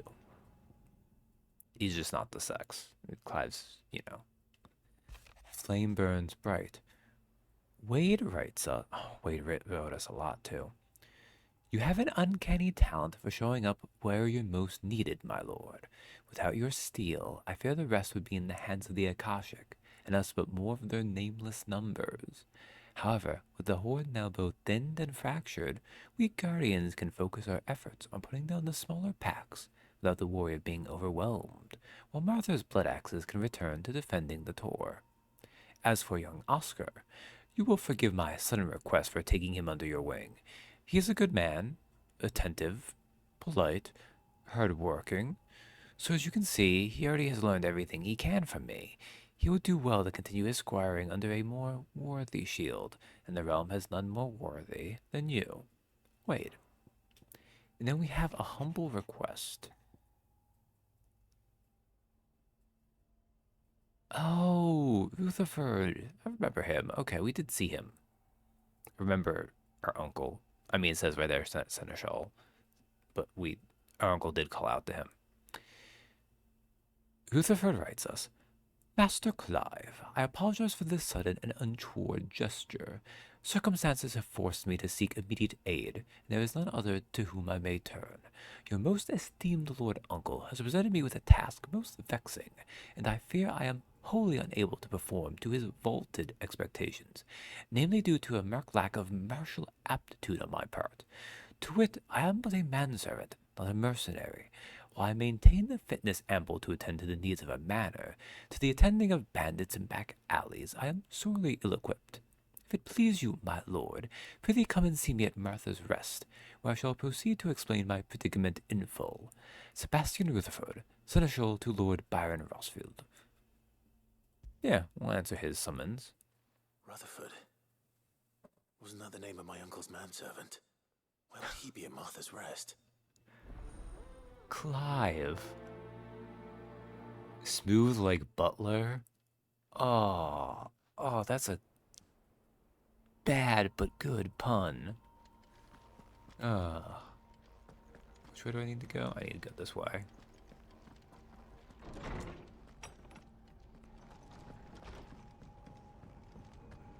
Did you see them?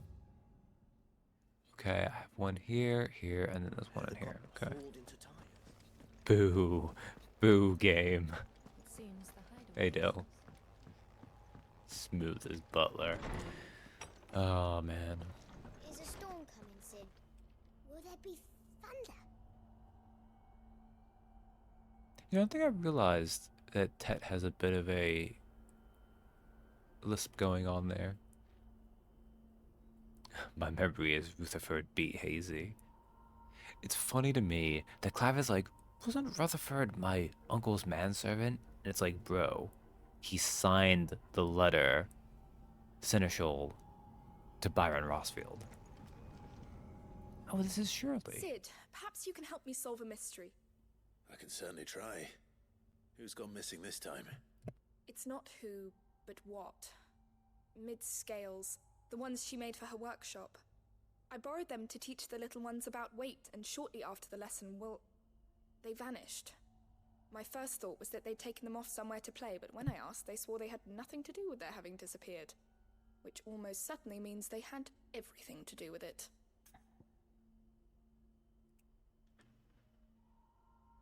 So, I don't mind doing side quests. I don't even mind doing inconsequential side quests. Oh, I assume Mid took them when she left. No, Mid kind of ran, she snuck off. There is something really funny, though, about when an RPG or a JRPG has reached this point, where the literal weather has been turned against us, as the godlike enemy we are fighting is trying to squash life from all of humanity. And let's go help this lady find the scales that her children misplaced. I got you. A visit from Sid will jog their memories. I think it just might. Thank you. I don't like to imagine that my pupils would lie to me. But if they have, I'll have no choice but to discipline them accordingly. They were in the atrium when I last saw them, as always. On balance.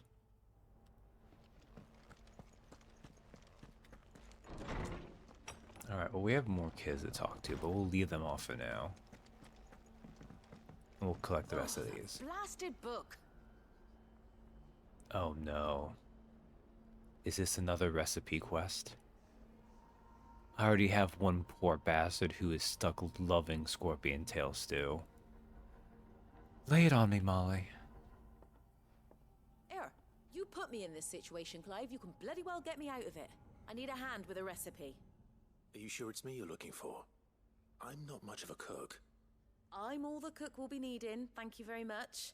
What I want from you is a little of your time, right? Oh, and perhaps your sword. Oh yeah, You Isabel remember too. Ivan's stew, right? Well, despite the look of the thing, and that awful stench, people wolf it down. So I thought I'd try making one of these supposed masterpieces myself. Had a peek at the book and gave it a go, but, well... It wasn't as straightforward as you'd hoped. Ivan had the same problem. Yeah, but this is my blimmin' kitchen, and I will not be outdone. So if you don't want to be seen as playing favourites, I suggest you lend me a hand. Not to be outdone. Help Molly with her. I did help Ivan. I like the tone of the response when you accept it, where Clive's like, I guess it is my fault. I did the first thing to help someone. I might as well should keep helping. That said, of all the people you want to be on your good side, the one who does the cooking for you is definitely up there. I did help Yvonne. I've never been one to play favorites, Molly. And I would be only too happy to lend you a hand. So, what's on the menu this time? A fried mortress of skyworm. That's one heck of a name, innit? Recipe seemed easy enough to an old hand like myself. Thought I'd followed it to a T. Only, turns out skyworm livers and drake's mint are not what I thought they were. At least I hope they're not, given the rancid mess they made. Ivan said the recipes in the culinary pilgrimage date back centuries. Who's to say the ingredients even exist anymore? Ah, that's a question for a scholar, wouldn't you say? Perhaps you know of one? Kindly old fella who haunts the shelves, maybe? Fine. I'll go and speak to Harpocrates. Perhaps he'll know something. And if he does, I'll see if I can find your ingredients for you. You do that. Lest we forget, you've got a reputation to uphold. Sure. We'll prioritize this quest. Todd Howard Skywarm, 2023 Mortuous Edition. I thought I had it all worked out, but I'm buggered if I know where to find skyworm livers and drake's mint. Best hope everyone's favourite know-it-all can help us, eh? It seems the hideaway's lost its appetite. Okay, well that's an easy enough one to go to, but first we'll go pick up the final quest.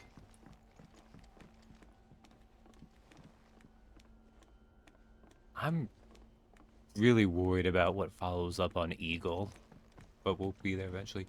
Goots! Goots has a side quest. What am I gonna do? An eye for an eye. Let's ask about the skies first. Goots reckons these skies are enough to give anyone the collywobbles, but he's not gonna sit around hanging his head and twiddling his thumbs. Did enough of that back in Twinside while we were busy fighting that horrible dragon, and then that even horribler one. But no more. From now on, he's gonna do what we do and properly pull his finger out, no matter how much his knees are knocking. He can't have Nan and Blackthorn thinking he's a great big wet blanket now, can he? So we shouldn't worry about him. We just stick to what we do best, saving the world. Okay, an eye for an eye? Is everything all right, Goots? You seem more discomposed than usual. Oh, I don't know what that means, but I'm in a bit of a muddle. Oh, I think Nan might be in trouble, and she's... It's all right. You can tell me.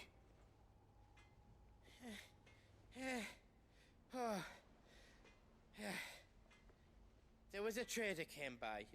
One of our usuals, like. Said he'd heard some rotten rumours about her down Dallimil Way.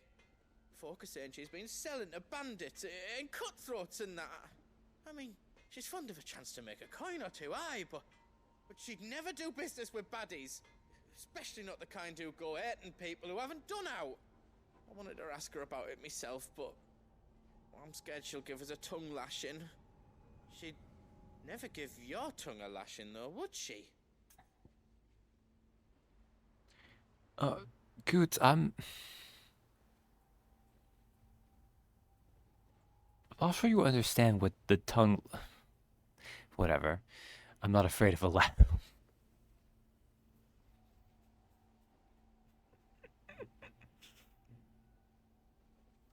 I think this response, the phrasing of it, implies a little bit more about Clive than we needed to know. Oh wow, Goots is voiced by James Corden, who also did the facial model. Well, that's neat. Inquire with Lady Karen about the recent rumors. Clive is not afraid of a lashing. Don't worry. I'll speak to her. That's a bald-faced lie. Thanks, Clive.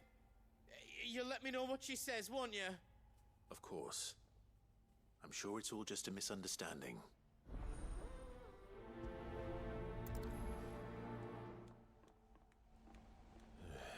Nan sometimes sells swords and that, but never to anyone who's not a friend of ours.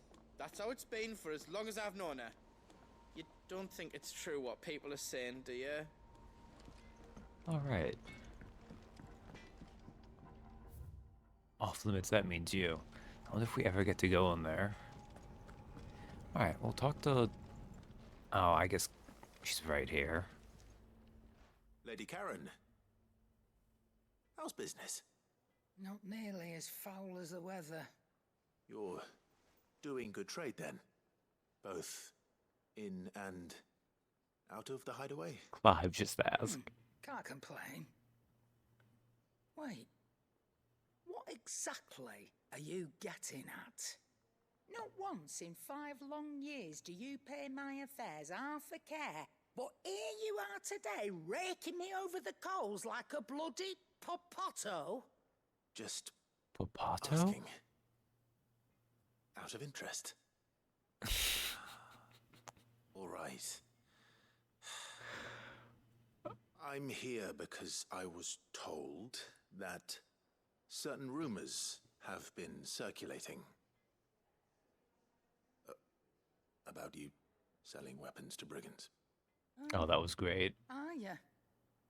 And who was it who knows me so well as to tell tales of my evil exploits? I didn't exactly hear firsthand. All I know is that someone in Dalimil has been spreading word to that effect. And what? You believe it? You think I'm profiting off the blood of innocents, do you? Look, I've done things I'm not proud of. Might be there were a time when I turned a blind eye to the wretchedness of the world so I could line my pocket. That's But capitalism. that woman is no more. And you'd know that if you'd ever paid the slightest bit of notice. All right, Lady Karen. I apologize. Maybe we were afraid of a lashing. No, it was. Now, I reckon you've got better things to do than pointing your do-gooding finger at a poor old woman. Of course. Good day. Man, she read Clive, the old woman riot act. Oh, you go questioning me? Maybe if you actually saw me, if you visited me at the home, you would know. Fear the Merchant in an RPG. Is a storm coming, Sid? Like, the voice acting in general has been very good in this game. Clive's especially is really good at hitting the nuances of, like, when Clive is having his low charisma moments. Like, just the way the hesitancy and everything came in that as he started stumbling as he's like, oh shit, I should stop here. No, this is a mistake. It's too late. I gotta finish saying it. It was pretty good. What's up, Harpocrates? Lawsman Harpocrates. I've come to pick your brain if you don't mind. It's about the book you lent Ivan. Ah, Valisthea, A Culinary Pilgrimage, a classic. One of my favorites, in fact. The young man did a wonderful job with the Chance's stew. I do hope we shall be able to sample more such marvels in due course. That's actually why I'm here. I don't suppose you know where I might find skyworm livers and drake's mint. Ah, so the fabled Sandbrequois delicacy is next on the menu. Delightful. The descriptions of fried mortress never fail to make my mouth water. Now, skyworm is a somewhat antiquated name for the wyvern, their ground livers being the paste from which the mortress is made. Fair enough. Livers. How very Sandbrequois. One would have thought the disciples of Bahamut would have a touch more reverence for their icon's brethren, but apparently not. I believe the specific dragon the recipe demands is the blueback wyvern, said to be the very color of the sea beside which it resides. So we know where to look for our liver. But what about the drake's Socrates, I've heard you've been selling Lord of Bandits. In contemporary parlance. Leave now. Along the North Reach coast. I gather that one can locate the cheerful yellow flowers by their heady scent alone, so I'm sure you'll have no trouble finding them. I may add that people once believed game was best served with the flora that sustained it in life, in which regard fried mortress of skyworm is undoubtedly a typical dish of the time. Meaning that if I find one, I find the other. To Northreach, then. Best of luck, Clive. And do save me a bite once the dish is complete. I wonder if it's also going to be incredibly nasty. Oh, wait a second. Oh. I was wondering when next you'd visit. Hey, we can read the net not to be outdone. One can only speculate as to why fried mortress of skyworm might have fallen out of favor. Perhaps the rampant popularity of the dish led to a decline in the blueback wyvern population. Or perhaps fashion is to blame.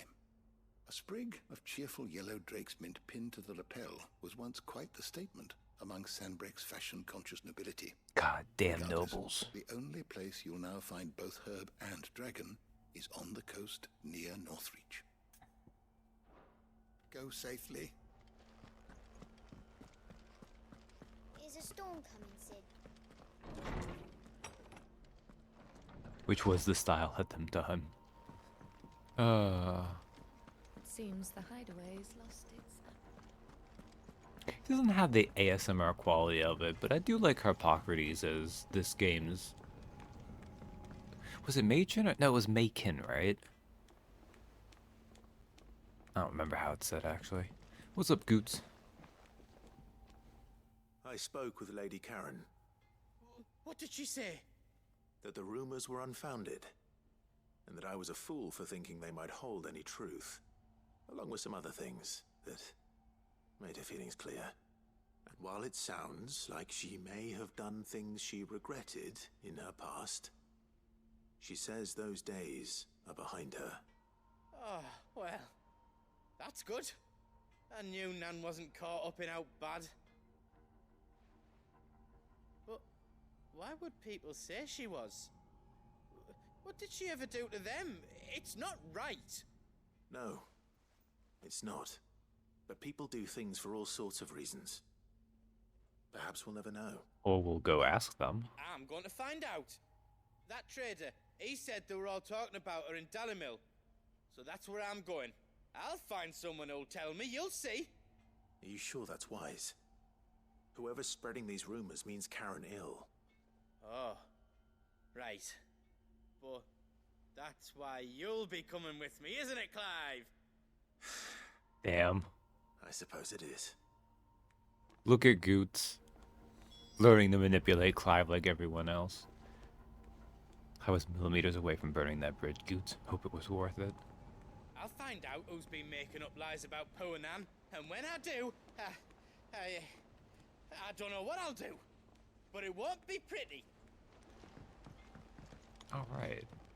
Now we need to find the children in the atrium.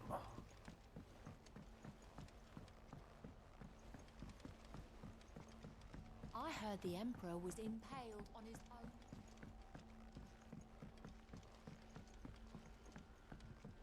We're all gonna die! You hear me? The Akashic are coming and they won't stop until they've slaughtered every single one of us! How do you suppose they'll manage that? You ever seen one of the blue bastards swim? I like how she's freaking out and these two are leaning in like, yes, go on. We were considering what you were saying, lady. What do you reckon we should do? I say we should just tell Miss Shirley. You'll get us all straight. I'm telling you, I can fix them. I mean, I guess it's because when they saw her coming, they would hide it. But, I think we found the scales.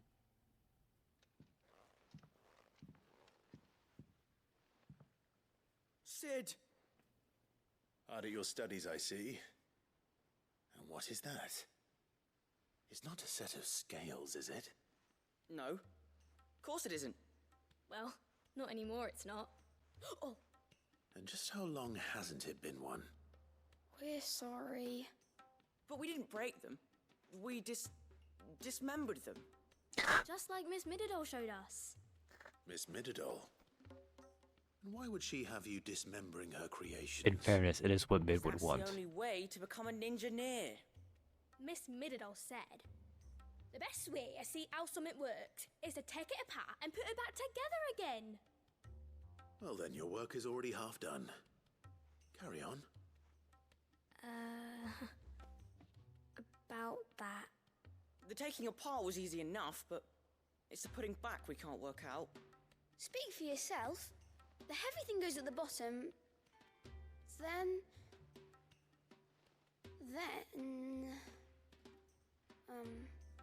You three need to learn to take responsibility for your actions. So let's have a look at these parts with fresh eyes, shall we?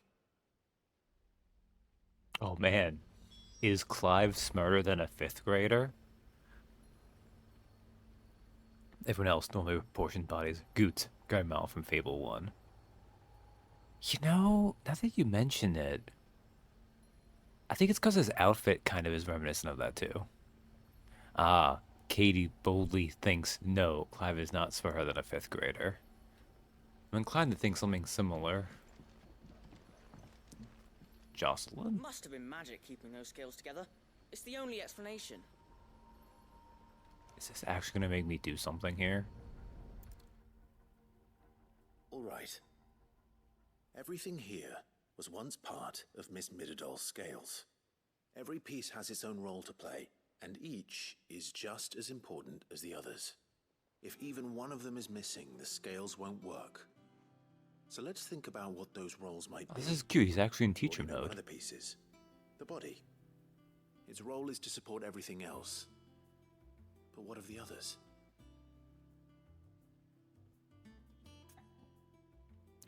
Which part will you inspect? The the pans, the gear.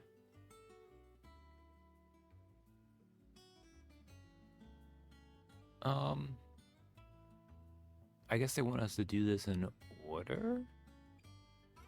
But maybe not.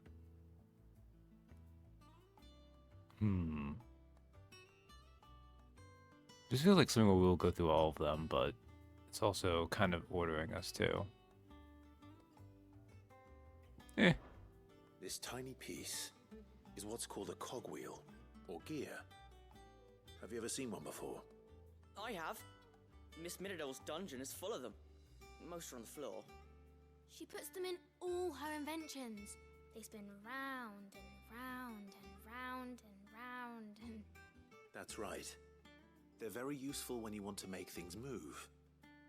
Do you remember if there was anything on the scales that moved? I remember the arm moved when I tried weighing an apple. And then somebody ate it. It's not my fault. You shouldn't have tried weighing it before lunch. We know what part's supposed to move and how it's supposed to move. So, let's put the pieces together first, see what doesn't move, and then stick the cogwheel to that. Not a bad idea. You see? It's not so difficult. Alright, I thought so. We're just going through all of these. This is called the arm. Why do you suppose that is? It doesn't look much like an arm. You're right.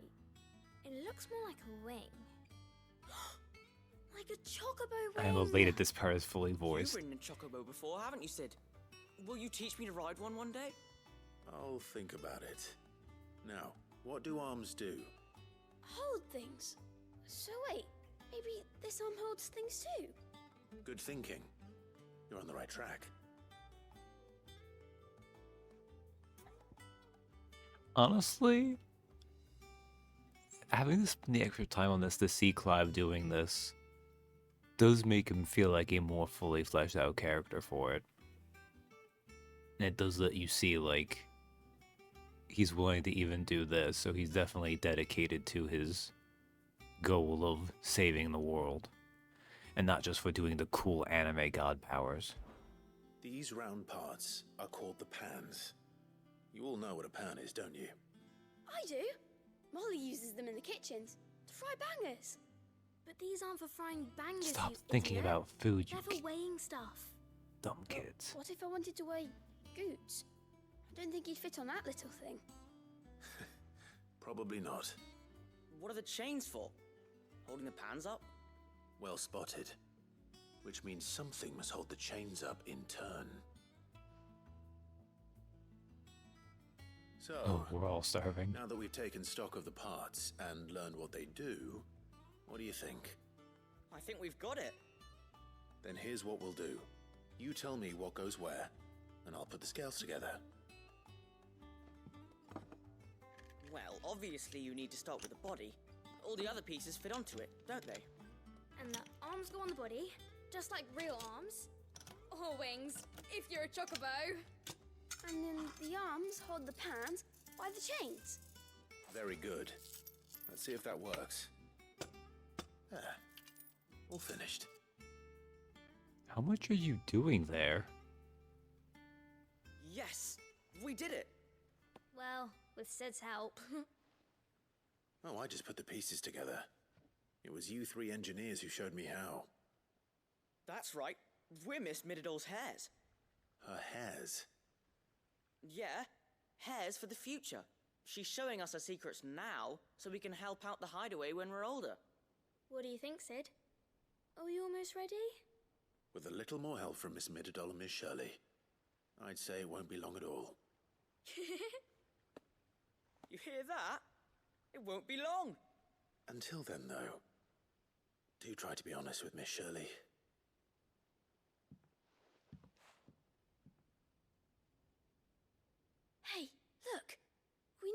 cogwheel. You don't think Sid forgot about it, do you?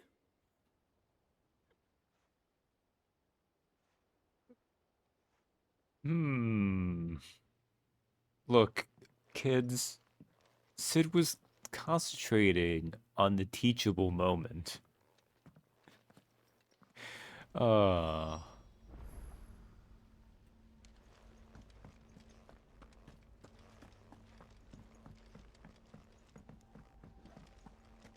Well, that was funny.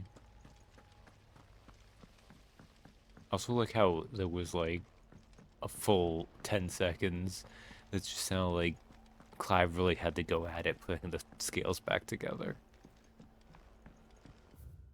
But I wonder why. Alright. Did you see that? Tell me you saw that. Good times, good times. We'll go run this way. Oh, I'm worried about this next food we're gonna make. Is a storm coming, Sid? Will there be... Well, did you solve the mystery? It was as you thought. The children had the scales, or the parts of them at least. They dismantled them to see how they worked. Ah, no, Mid will have my head. Thankfully she won't. This might even have been her idea. Although I was the one who ended up teaching the lesson. I'm so sorry, Sid. I know how busy you are. I shall see that the children are properly punished. I don't think we're that busy, actually. Mid seems to have taken the three of them under her wing. She's even calling them her heirs. She'd have them follow in her footsteps. And her father's. I see. Sid, do you know why Mid has been spending so much time at the hideaway of late? She told me it was because her studies have been interrupted by events in Canva. Is that not true? No, it isn't. The university offered her a commission. In exchange for full tuition, room and board, they asked her to oversee the design of several new war engines. To anyone else it would be an opportunity, but to Mid, who lost both her parents to war, it was a bitter pill. One she was none too keen to swallow. But that should come as no surprise. She's only ever cared about bringing people hope. The very last thing war can be said to do. Well, good for Which her. explains her heirs. She's working to give them a better life. And so should I. What's the odd engineering lesson? Ah, you've given them far more than that. And I'm sure they're very grateful.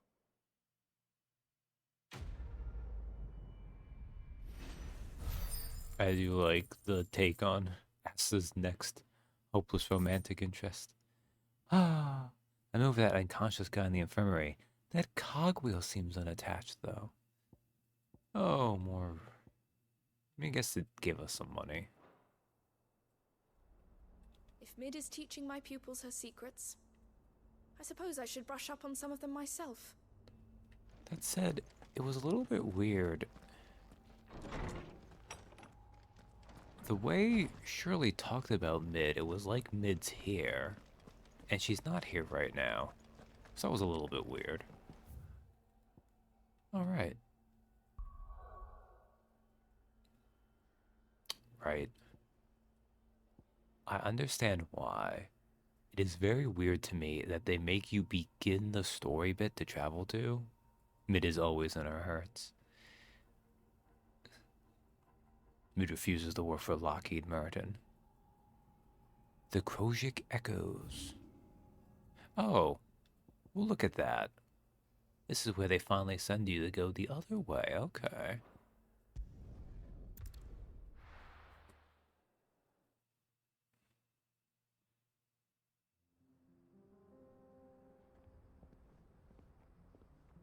I mean, it makes sense it would send you towards where Garuda is.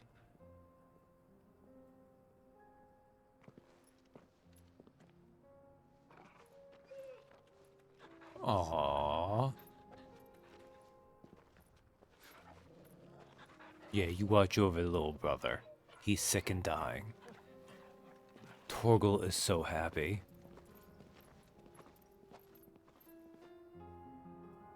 Yeah, Guru was definitely the first one you guys did because of that. Ah. Cloak and It's dagger. like a dream. The four of us out walking like we used to. Enjoying this, are you? Gav and the others could be in danger as we speak. You're right. I'm sorry. Clive! Yote is a fine scout. Don't be a If Camel Yote. was attacked, she will already have begun gathering information. Tabor isn't far. We should pick up the pace. Torgal takes his 3 owners for a walk. I mean, pretty much. Who has his humans all around him now?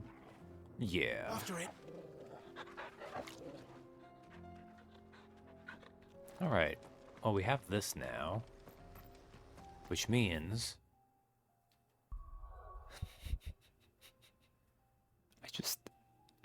Joshua's just like, oh, Tabby, we're nice hanging out. Clive's like, how dare you? We need to hurry. And then I have control of Clive. I'm like, anyways, screw all that. Bad blood. Oh.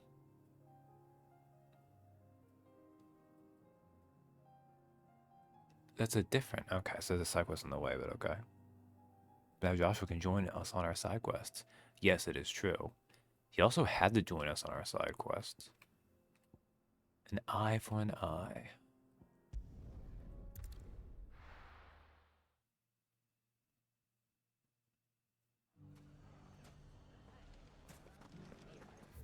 Actually, wait a second. What's this quest called? Bad Blood. I wonder if this is gonna be those random not mercenaries. Like the weird bandit brothers again. Shouldn't be too hard to find Goots.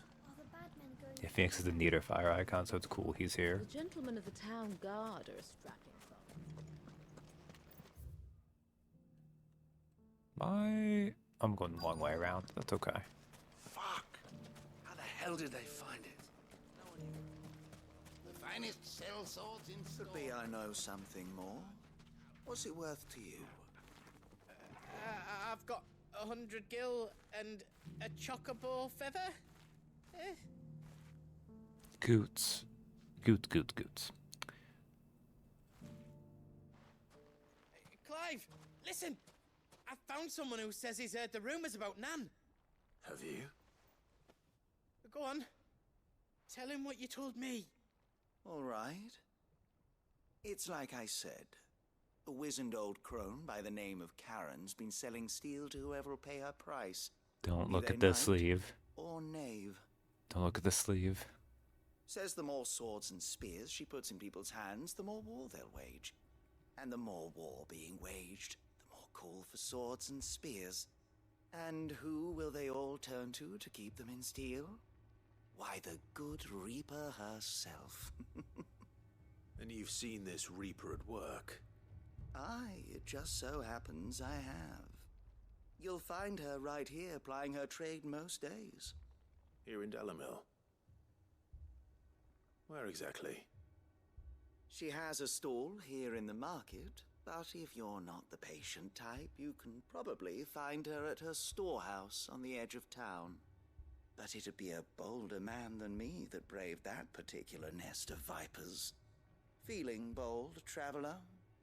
I hope so, for your sake. Man. Now, if that's all, I have places to be. Sorry to have kept you. Feeling bold, traveler. Looks inside at the god energy. Well, unless she's discovered the secret of how to be in 2 places at once. Eh? What do you mean? Lady Karen hasn't left the hideaway in weeks. So who has been running this stall he spoke of? Good question. I'll go and have a look. And I'll visit this storehouse on the edge of town. All right, but be careful, Clive. So either this is a despicable person or an insanely good merchant for rare gear. Considering the way this game does gear, it does seem more than likely it's just a despicable person. But that could be interesting. The gentlemen of the town guard are strapping. Mummy.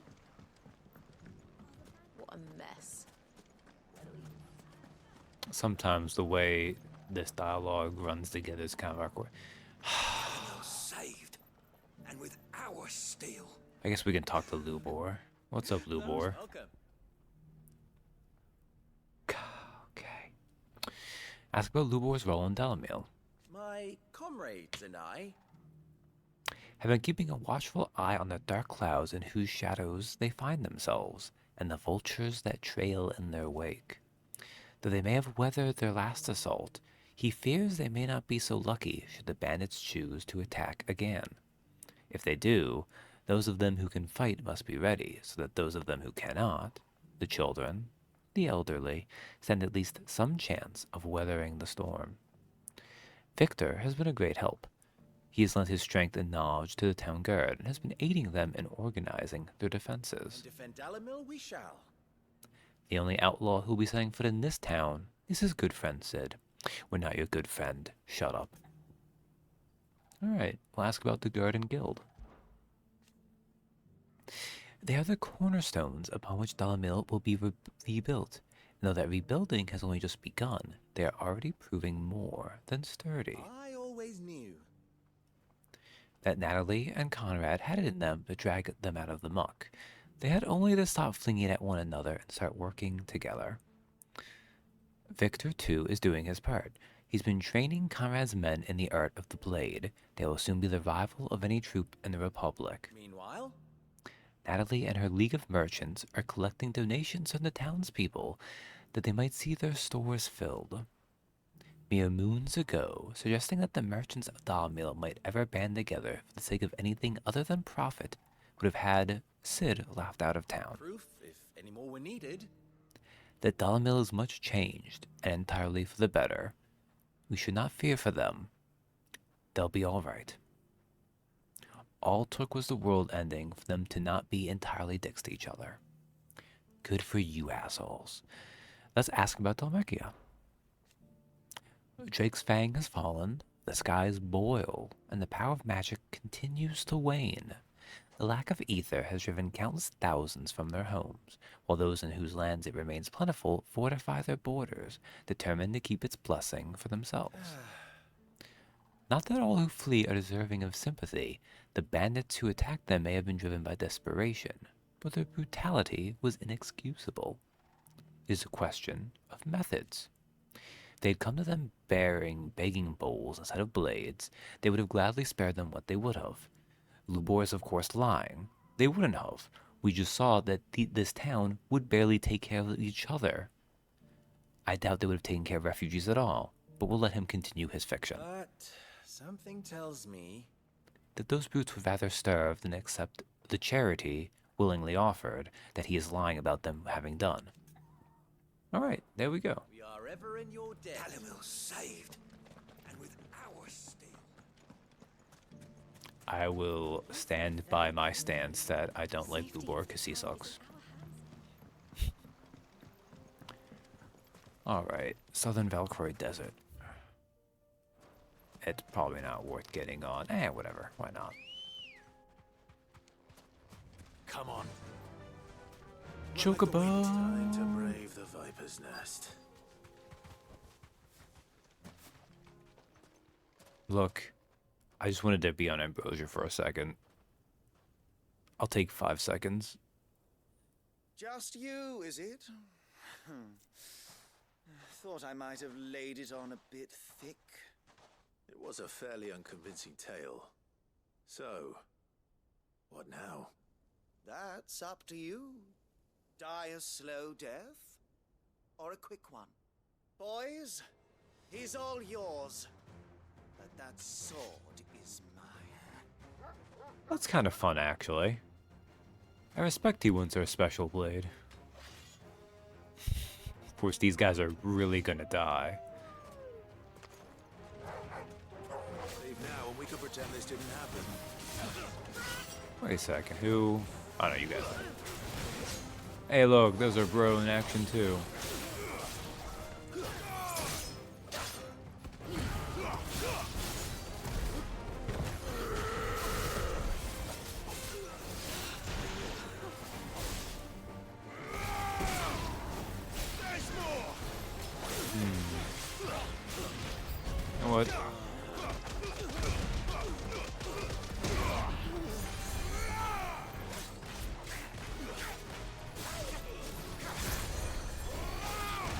Oh, there's another one of you too?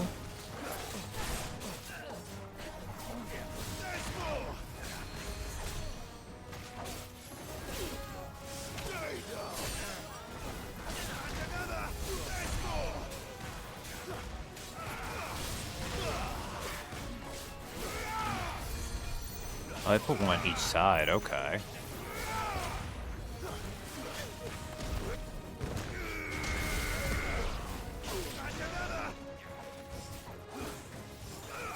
You know what we'll do, actually? Actually, I don't think they're actually gonna... Nah, you're gonna take too long. I say as I immediately turn it off to get hit then.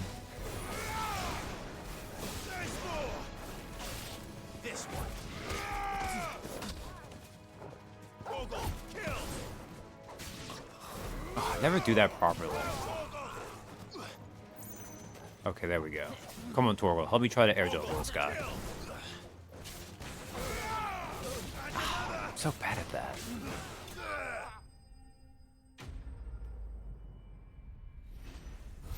I could put one of the Garuda attacks and make it easier, but I don't want to do that.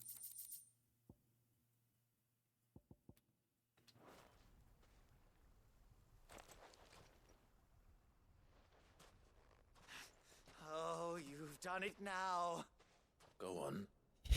Tell me what I've done.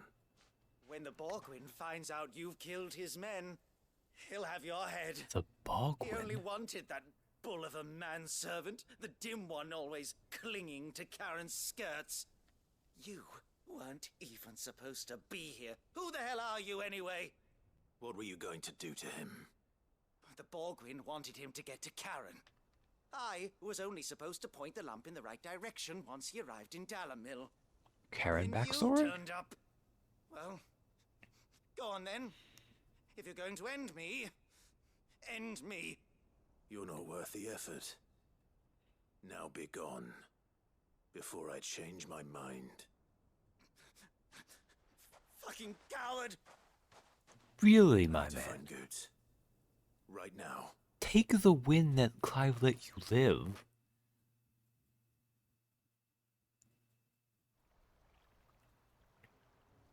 What kind of idiot would yell? Oh, whatever. Get your filthy paws off me, you naughty-pated lout! Stop calling me names! And stop spreading them horrible lies about Nan! Well, that will be easy enough. For they are not lies. Every last word is true. And she must pay for her crimes in blood. Lord! Goot, are you all right? He's gonna kill Nan! He said she had to pay in blood! After what she did, it is only right. She ruined my life and the lives of countless others. Good. That loathsome harpy's very existence is a crime, and I will not allow it to continue. Oh, he's kind of fun, though. Goots, was it? I have no quarrel with you. It's got that snobbish, Only with your employer. aristocratic voice going on. Now. You need not pay for her sins. No. No? Yes, embrace it, Goot. Bully him. I don't care what she did. I won't let you hurt Nan. Promise me you won't hurt her, or I'll kill you myself. All right, Donnie. Don't destroy your health making dialogue track. Enough, all of you!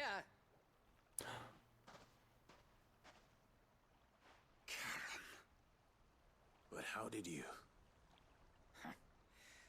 You're a sight less clever than you think you are, the pair of you. Did you think I wouldn't notice the two of you slinking off together? Well, the whole thing got me thinking, who in Dalamil might bear me a grudge? And a certain snivelling shit I ran afoul of in my fairy years came to mind. Look at Karen Though being it was smart. just Bogan back then, wasn't it? I thought the Bogan. years might have taught you some sense, but I see you're the same pants-pissing craven you've always been. What was it we called you? Wet legs. Damn, she's just destroying this man. You bitch! Everything that happened, it was all your fault! And now you'll finally pay for what you did to me!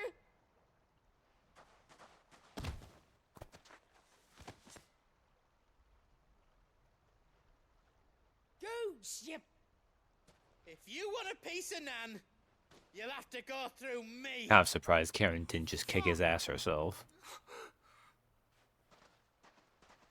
But she is kind of old. Galoot. Out of the way, I can handle this myself. Yeah. So, wet legs. You remember what you told me when we last met? An eye for an eye. Wise words, Sam. Wise words. And now, it's time to collect.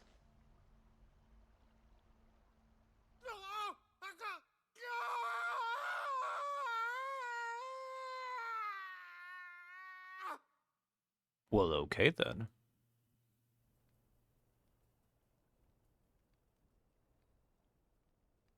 Sorry to keep you waiting. Is he... Dead? No. But I reckon he wishes he was.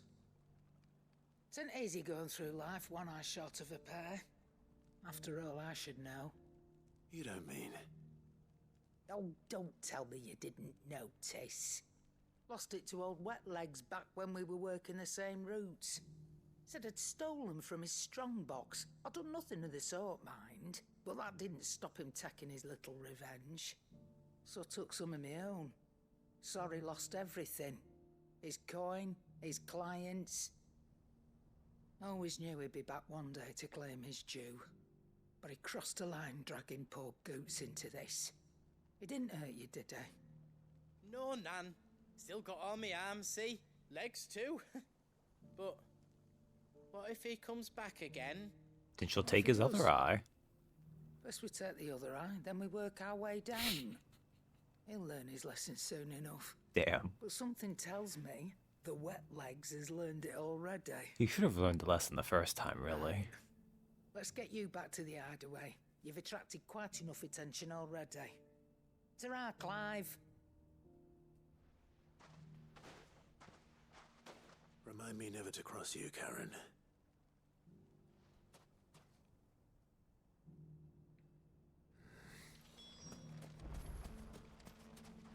Oh.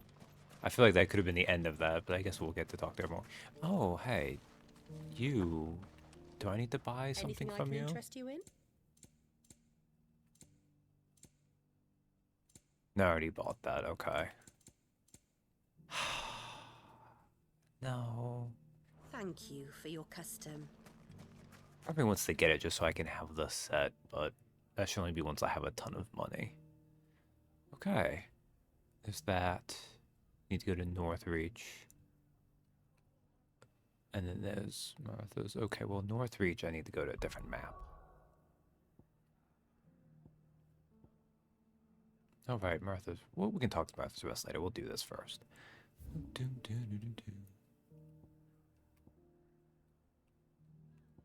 It'll also be faster to go here. That's why sometimes you gotta take, like... It's hard when you know you have that L, but... In the end, what did him going back to try to get revenge for her ruining his life do for him? Well, he lost an eye. Oh well. Just go through this way? Yeah, this way will work well enough.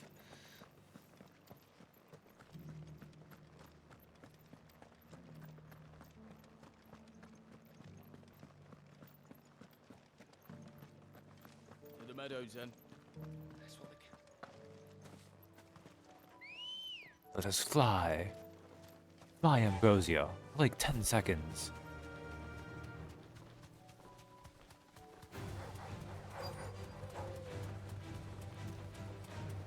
Boggarty said I should be able to find what I'm looking for somewhere nearby. Bright blue dragons and bright yellow flowers. Should be easy enough to spot.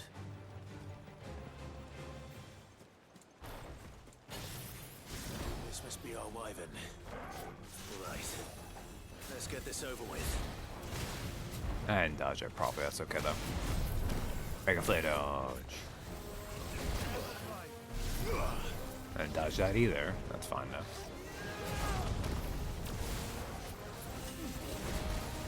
Oh, too soon.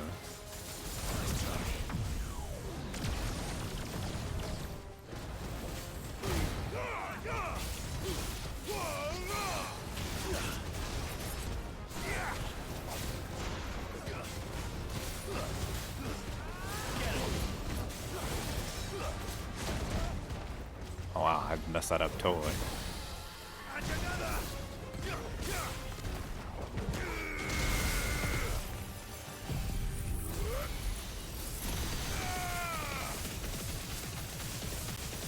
I do enjoy lasering enemies. There's something very straightforward about it. Raptor liver. Some naturalists believe that it is the blueback wyvern's proclivity to feed on carrion that results in their livers becoming so engorged, and that the saints' bonnets with which they follow their meals serve to ameliorate this effect. Others claim that it is the blooms themselves which cause the damage, the wyverns being so taken with the flower's taste that they cannot resist. That's the wyvern's liver. Now I just need to find the herbs. Bright yellow with a heady scent. Don't worry, Clive. The map shows us where to go.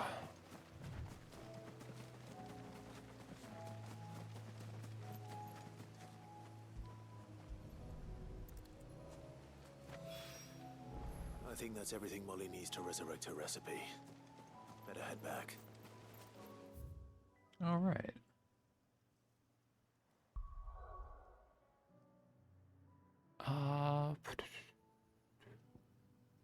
Let's actually take care of these two in the hideaway first, and then we'll go do Smooth like a butler.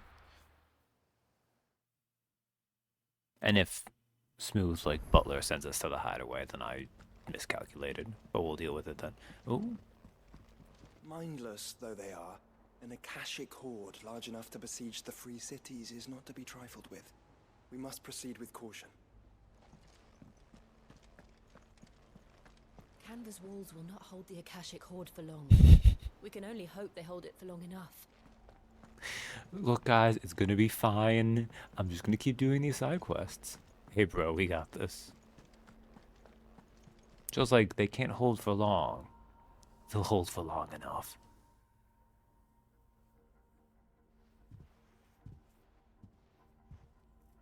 Nothing like a dish of cold vengeance to foul the gut. I'm sorry, Nan. I didn't mean to make things worse. I just thought I had to protect you. Like you've protected me. Oh, he protect. Well, someone had to. Your parents certainly didn't give a whit for your well-being. Reckon the both of us would be worse off if I'd not taken you on. You've always been me right eye, Goots. And I'd have you stay that way. So don't you dare go looking for trouble again. Well, I will. If you ever need help, I'll do it again and again, and you can't stop me. Why, you big lump. Fine. Play the hero if it makes you happy. Thanks, Nan. I won't let you down. That was pretty adorable. But don't worry, Karen. He wouldn't do for you. We'll look out for That's Goots. maybe. But if he's ever to make his own way in life, he'll need to start looking out for himself as well. Till then, he'll need people to watch his back, just like you did in Dalamil. Don't think I didn't appreciate that. Of course. His family. Stop it. You make me one good eye, mister. I don't go thinking that'll do you any favours. A potion today'll cost you the same as it did yesterday. Joke's on you, I don't buy those. Thinking I would win a potion discount. Continental Censer. According to Karen, a censer packed with herbs and ambergris. Ambergris? I think it's just ambergris. I bet it is ambergris, but I'm Pretty sure you say ambergris. It's whale fat. Can ward off everything from insects to the plague, protect a home from thieves and demons, and heal any number of ailments, all while bringing love and fortune. So you can read, congratulations, Karen. Loyalty mission complete.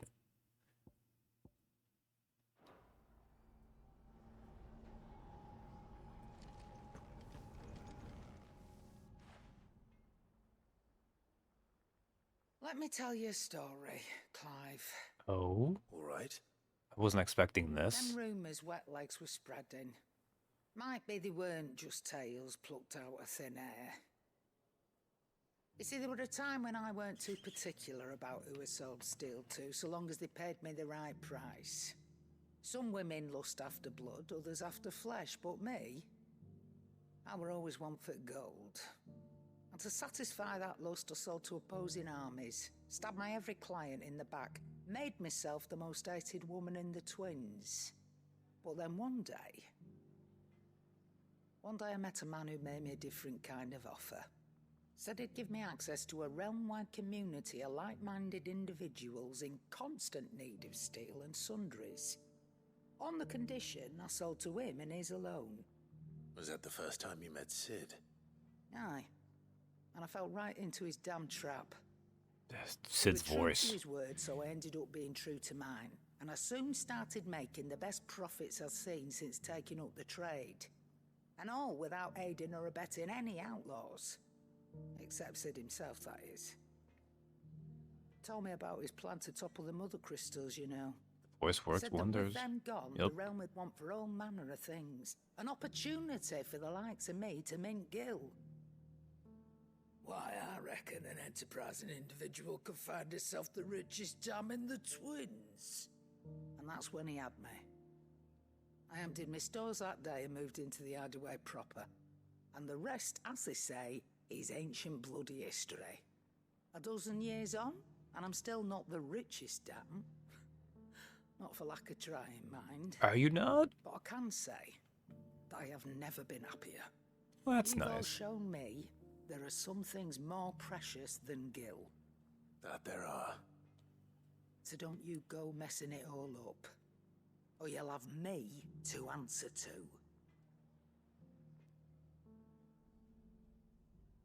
Yeah, it's fun when a character tries to mimic another character in character.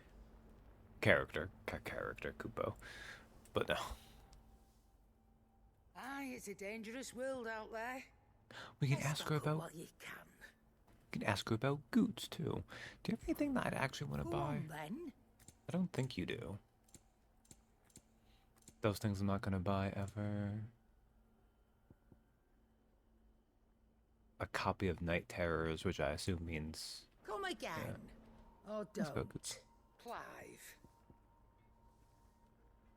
That always reminds me of when you have any kind of like body swap arc with something in medium, and if they're less fun about it, they just have the voice actor change with the character's soul.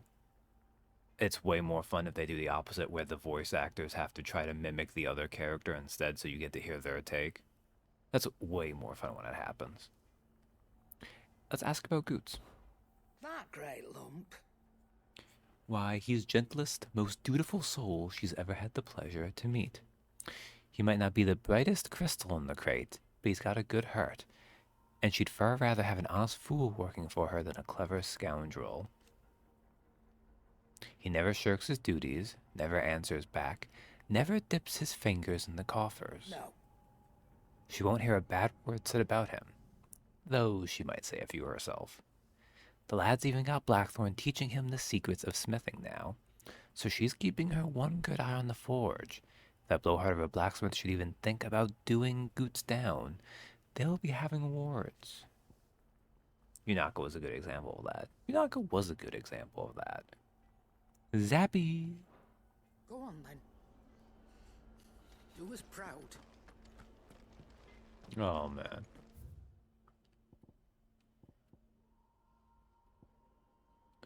Oh, we actually have something else in the Patron's Whisper? No, that's the Alliant reports. That's just telling me about side quests I can go do. Seems the hideaway's lost its appetite. So, did you have that word with Tomes then? All I right. did, and he was as helpful as ever. He told me exactly where to look, in fact. Let's see what evil concoction comes up. Oh, Saint Bonnet. While this pungent herb, once known as Drake's Mint, has no known curative properties, it does have the ability to mask foul odors and flavors, which is why it is found in recipes involving particularly foul-smelling flesh, such as the lights and livers of wild beasts. And I already read the raptor liver. Oh, man. I fear the evil we are about to bring into this And what world. precisely will I be cooking up? Or is it better not to know? Blueback wyvern liver. And, a herb known as Saint's Bonnet. Ah, wyvern livers, was it? Well, at least it weren't actual worms, I suppose. Did you think it Now was then, worms? You stay right where you are. I've got some cooking to do. Like, I feel like Those Skyworm. grand old chefs of yore knew what they were on about. Like, I feel like we shouldn't have needed Hippocrates to explain which kind, like, what kind of wyvern it was. Yes, obviously it was going to be some kind of dragon, though. Well, that And doesn't here look we too have it. bad. Fried mortress of Skyworm. Ivan's offered to make sure it's fit for consumption. Well, I say offered. He as good as begged. And rightly so. Is there any higher honor than partaking in a slice of culinary history? At least it's not like the stew that looked actively ominous.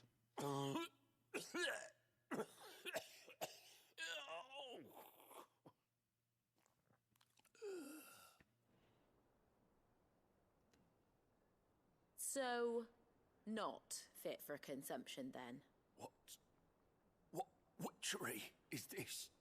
The crackle of the crust gives way to an almost violent richness. Yet, it is the piquant kiss of the saint's bonnet that tames this savage dish. It is a tour de force, a force of nature even, a maelstrom of flavor and sensation, a graceful beast emerging from centuries of slumber. I think he likes it. Well, I can't quite tell with all that nonsense he's talking. But I reckon you might be right. It was decent then, I take it. Yvonne's just very extra. It's remarkable, and I defy any man to say a word to the contrary. Sid, might I suggest that you command a party of your finest men and women to procure a dozen blueback wyverns forthwith? I'll give it some thought.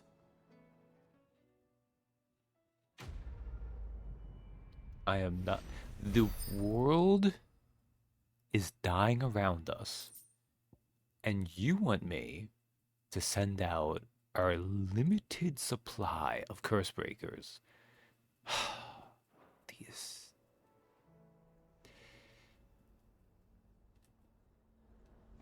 It seems the hideaway's lost its appetite. Can you blame them? With that book may be a veritable treasure trove, but the recipes are hardly what I'd call honest fare. Oh, who needs honesty when they can have majesty? Our companions deserve only the very best. Joshua and Joel just tapping their their feet in the background. Yeah, really. Your new squire might be outside your room now if he's moved in. Oh, is that where he goes? Did you see the pair that got hauled into tires?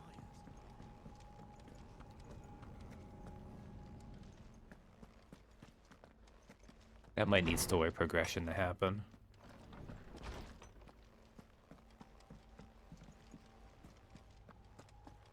Doesn't look like it. Okay.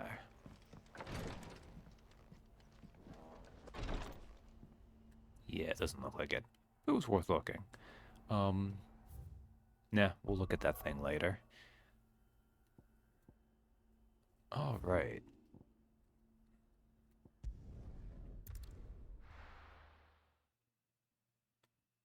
We'll go pick up our uncle's butler's side Wonderful quest. creatures chocobos are. They're fast, strong, loyal, And best of all, they won't bulk if you point them into the belly of a flood. Thick skins these birds have. Thicker than most, at least. Now, leave them in a flood too long and they'll turn, sure as eggs is eggs. But a quick dip in and out, and they're right as rain. Which is a boon to a trader like me. Reckon there's enough Akashic on the roads to worry about without this old girl turning. Man, no wonder chocobos are becoming Akashic. Asshole people just being like, go on my bird, jump back in. Ah. Martha's got a big heart.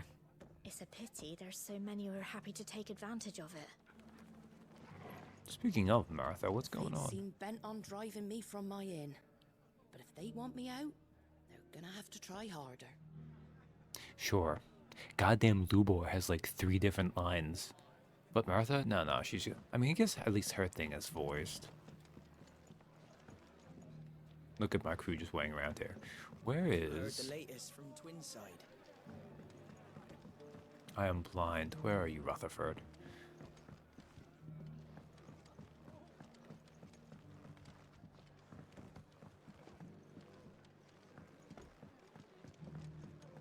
I guess maybe he has a room upstairs? My lord Marquis, is that you? Yeah, there we go. Every time. It is you. Then you received my letter. I am Sebastian Rutherford, chief steward of your lord uncle's estate. Of course. We met once before. Yes, my lord. Thank you for coming. And what was so sensitive that you couldn't put it in writing? 1,000 apologies, my lord. I did not mean to offend. I merely... It's all right. Continue. I am here at Martha's Rest, at the behest of your lord uncle. What did Byron do this time? I am able of the realm's current state of affairs. Okay. And what I have learned is grim. The fall of the Mother Crystals has left Storm in a state of utter disarray. The subsequent darkening of the heavens has only made things worse. Akashic attacks, once unthinkable, are now commonplace. The gears of governance have ground to a halt, and without a steady hand on the tiller, the realm threatens to drift into utter chaos. This is all stuff I know. Your lord uncle, however, believes there is a way to avoid this fate. Oh no. Is determined to see it set in motion. That sounds like quite the undertaking. It is. Hence my having enlisted the aid of several colleagues serving the 7 high houses. The Butler Alliance. Alas. I have lost contact with 2 of those colleagues already. Oh no, the Butler Alliance. They're most able-bodied and trained in the sword, yet in these dark times, even that may not prove sufficient to keep a man safe on the road. So you want me to find them? I'll need to know where they went. One I sent to investigate the Republic, the other the old Imperial capital of Oriflamme. That doesn't exactly narrow it down. I suppose I'll start in Dalimil and work my way east. Thank you, my lord. I shall pray for your success and safety. Alright. This one's maybe a little bit more elaborate than I thought it might be. My associate in Dhalmekia would have had to pass through the Republic's checkpoints to gain entry to the capital. Perhaps someone in Dalimil or Tabor would have seen him. Alright.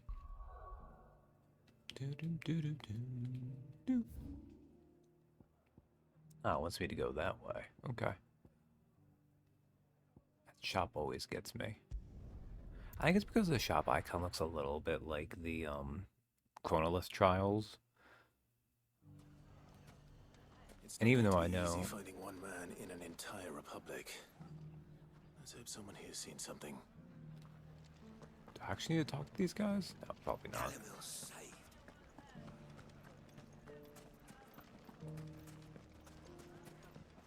Mummy. It just strikes me as silly though, because I know none of the Crawler trials are in a town. So obviously it's either a shop or an obelisk, but every time, just like a gut reaction. It's pretty sad.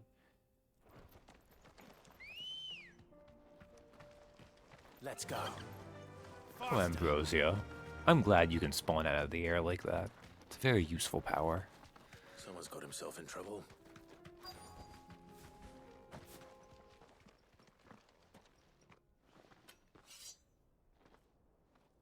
I don't see your master here, so you can start by giving us all the coppers in your purse. I already told you, I have nothing. Then maybe we'll take that pretty outfit and the steel you're wearing. Don't worry, Butler. Please! These men are trying to rob me! I'll deal with this. Thank you. You that one's master, then? If you'd kindly pay the coin he owes us, we can pretend you didn't draw your blade on Republican soldiers. Or you can go back to your garrison and I won't report you to your captain. Oh, you're more than welcome to. He hasn't had many visitors since we slit his throat. Wow, you guys.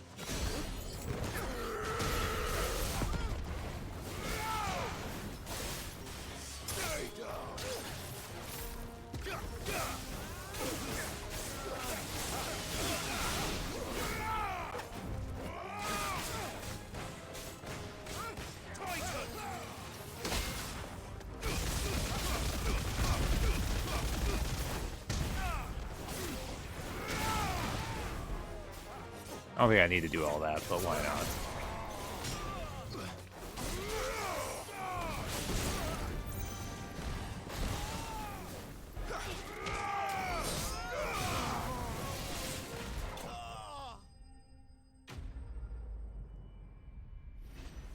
Man, not only did they have to deal with Clive, but also there were 5 bandits. So basically, it was not just Clive, but the fact that I have Joshua and Jill with me, as well as Torgal always. Like, man, they didn't even really have numbers on their side. I'd expect as much from Hugo's faithful, but these were men of the fist. Much has changed in the Republican army since they lost their rock. You've seen this kind of thing before, then? Many times. I was sent here to observe the situation. You're one of Rutherford's men. He sent me to look for you. Well, then you have my thanks. I fancy I could defend myself against one, perhaps 2, but a whole regiment.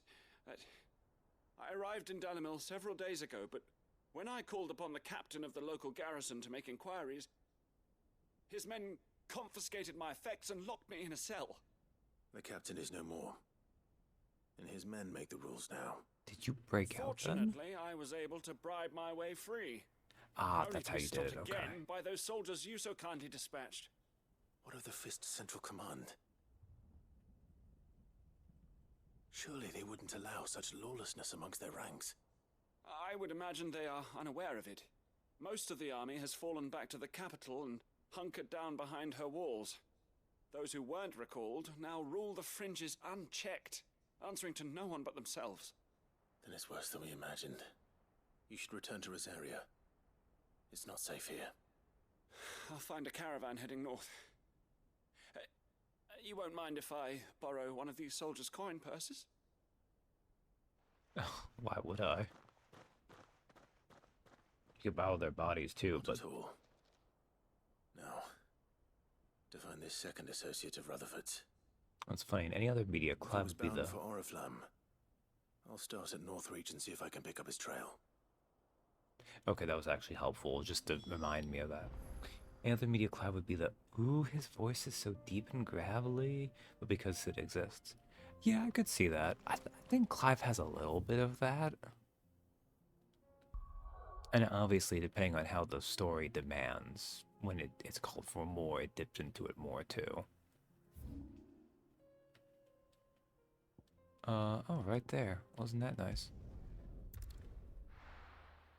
But yeah, obviously, since they had Sid, he could be generally lighter. There's a lot of road between here and the capital. Rutherford's man could be anywhere. Oh, I do kind of wish Sid could get it to have gotten to be around for a little bit longer. I did enjoy his voice, but he really started to stack the death flags quick and fast. A straight-laced gent. What happened here? If you're with the others, they've already relieved me of my belongings. I'm not. I'm looking for someone who was sent here by a man named Rutherford. And then you found him. I am Alistair Rockford, attendant to the Lady Ariane of House Wellesley. Of He the was 7 doomed high to a houses of mentor's this death. area. It's been a long time since last I saw my great aunt. Is she well? Great aunt. Marquis? Yes. Yes, she is. The Lady Dowager has granted me leave to assist your Uncle Stuart. I was on my way back from the old capital when I saw some villagers being robbed on the road here. Bandits. They looked more like field hands, but it didn't matter in the end. I did what I could to help the victims, but all it earned me was a pummel to the temple. Oh, you tried, Which way though. did they go? South, toward the gate. All right. I'll take care of them. Founder knows I've met enough of their kind. You head back to Northreach, visit the Vale, tell them I sent you. Thank you. I shall. Founder be your shield. Field hands. Vinland Saga taught me those suck. Yeah, really. I It like... was only a short while ago that I was assaulted. If you hurry south, you may find those who did this. I know it's because the Dame is the leader of her area, and it's the one connection Clive has, but I love the idea of just, my man, you need to rest and recover in a safe place. Go visit this brothel. They'll take care of you. Just say I sent you.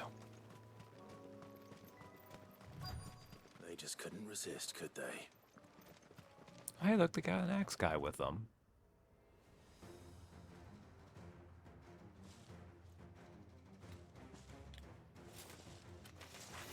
This one's ours, pretty boy.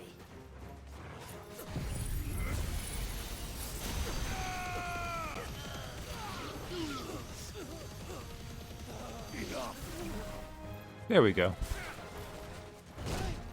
Oh, I didn't time that properly, though. Spring-heeled Jacques.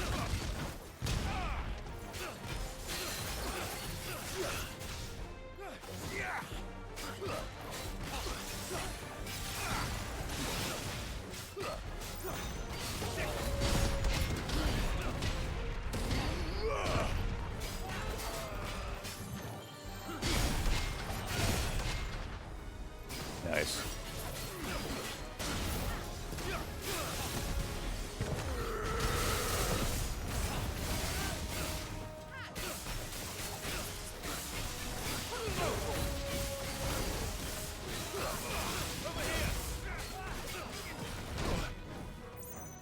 Oh, that's because I was not on the right one. That was my bad.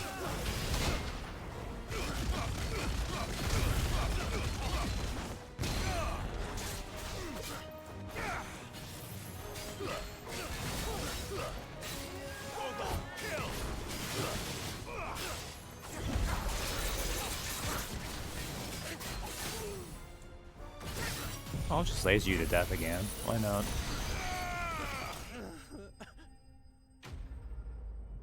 Look, Sid taught him that brothels were the best hiding spots. That is true. That was a little bit there, wasn't that? And we took some oil from them. Why does everyone carry oil? Well, For the town while you can. I guess they are by a brothel Maybe here. bandits nearby. You don't need to tell me twice. Many thanks, traveler. This looks to be all of them. I thought I told you to make for the Vale. And stand by as ill might befall the heir to the ducal throne. It's just Clive, and I'm fine. Which is more than can be said for you.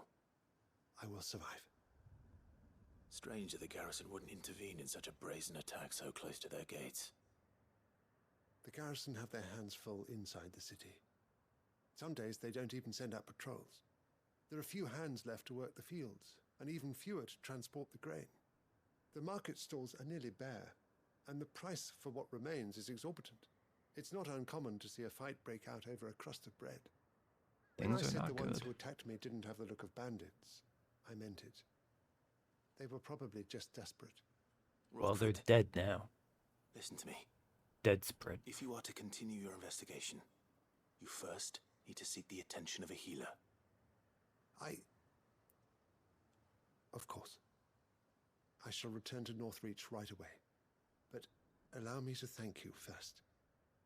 Had you not happened along, Don't thank me. Thank Rutherford. It was he who sent me. I suppose he'll be wondering where I've got to. I shall send him a stolus as soon as I'm able. Good day. You know, well, it felt like it took me a little bit of, at the time. My uncle certainly has his work cut out for him. If it isn't already too late. We actually... I should go and tell Rutherford that his colleagues are still in one piece. Yes. Okay, thank you, Clive. I'm going to talk now. But no, I'm glad that Clive only really had... I don't know, it was like... Because there was gameplay in between too. Like maybe 5-6 hours. That was just him in angsty tryhard mode. Before he started to deal with like thinking he was responsible for Joshua's death and everything. I think he exists more comfortably at this point in his life.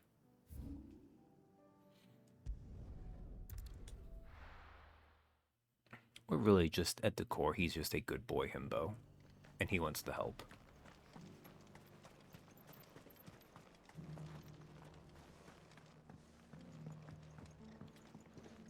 He's just also strong enough that 99.9% of people he can just immediately destroy with his god anime style. I see you're still here. The Rest's location affords a constant flow of traders, and with it, a constant flow of information. Speaking of which, I received word from both my associates. They have resumed their investigations, thanks to you. Nice. I only happened to be in the right place at the right time. They both seem to think the realm's prospects rather grim. I am afraid that grim would be putting it lightly. Storm is in crisis, and if we are to free her, we must work quickly. And we must work together. Such is your Lord Uncle's wish. As it is mine. Quest complete. Being a good boy is being capable of that and not going 100% on everyone he beats.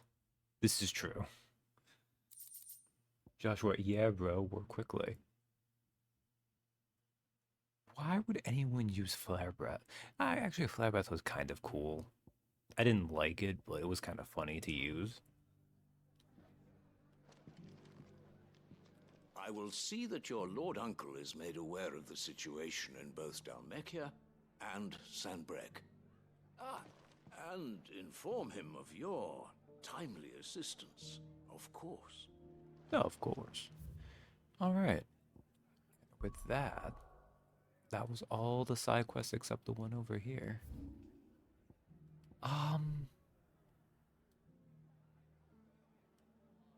sure this is probably a little story segment with Cloak and Dagger.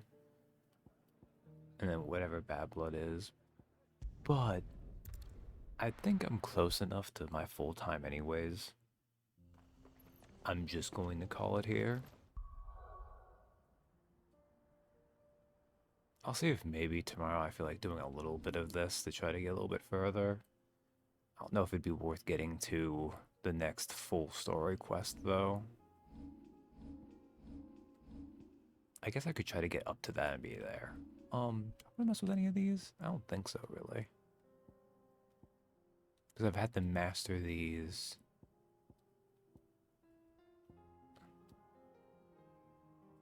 I guess I could master this and have a play. I could move it around if need be, but why bother? And this is way too expensive to do that with.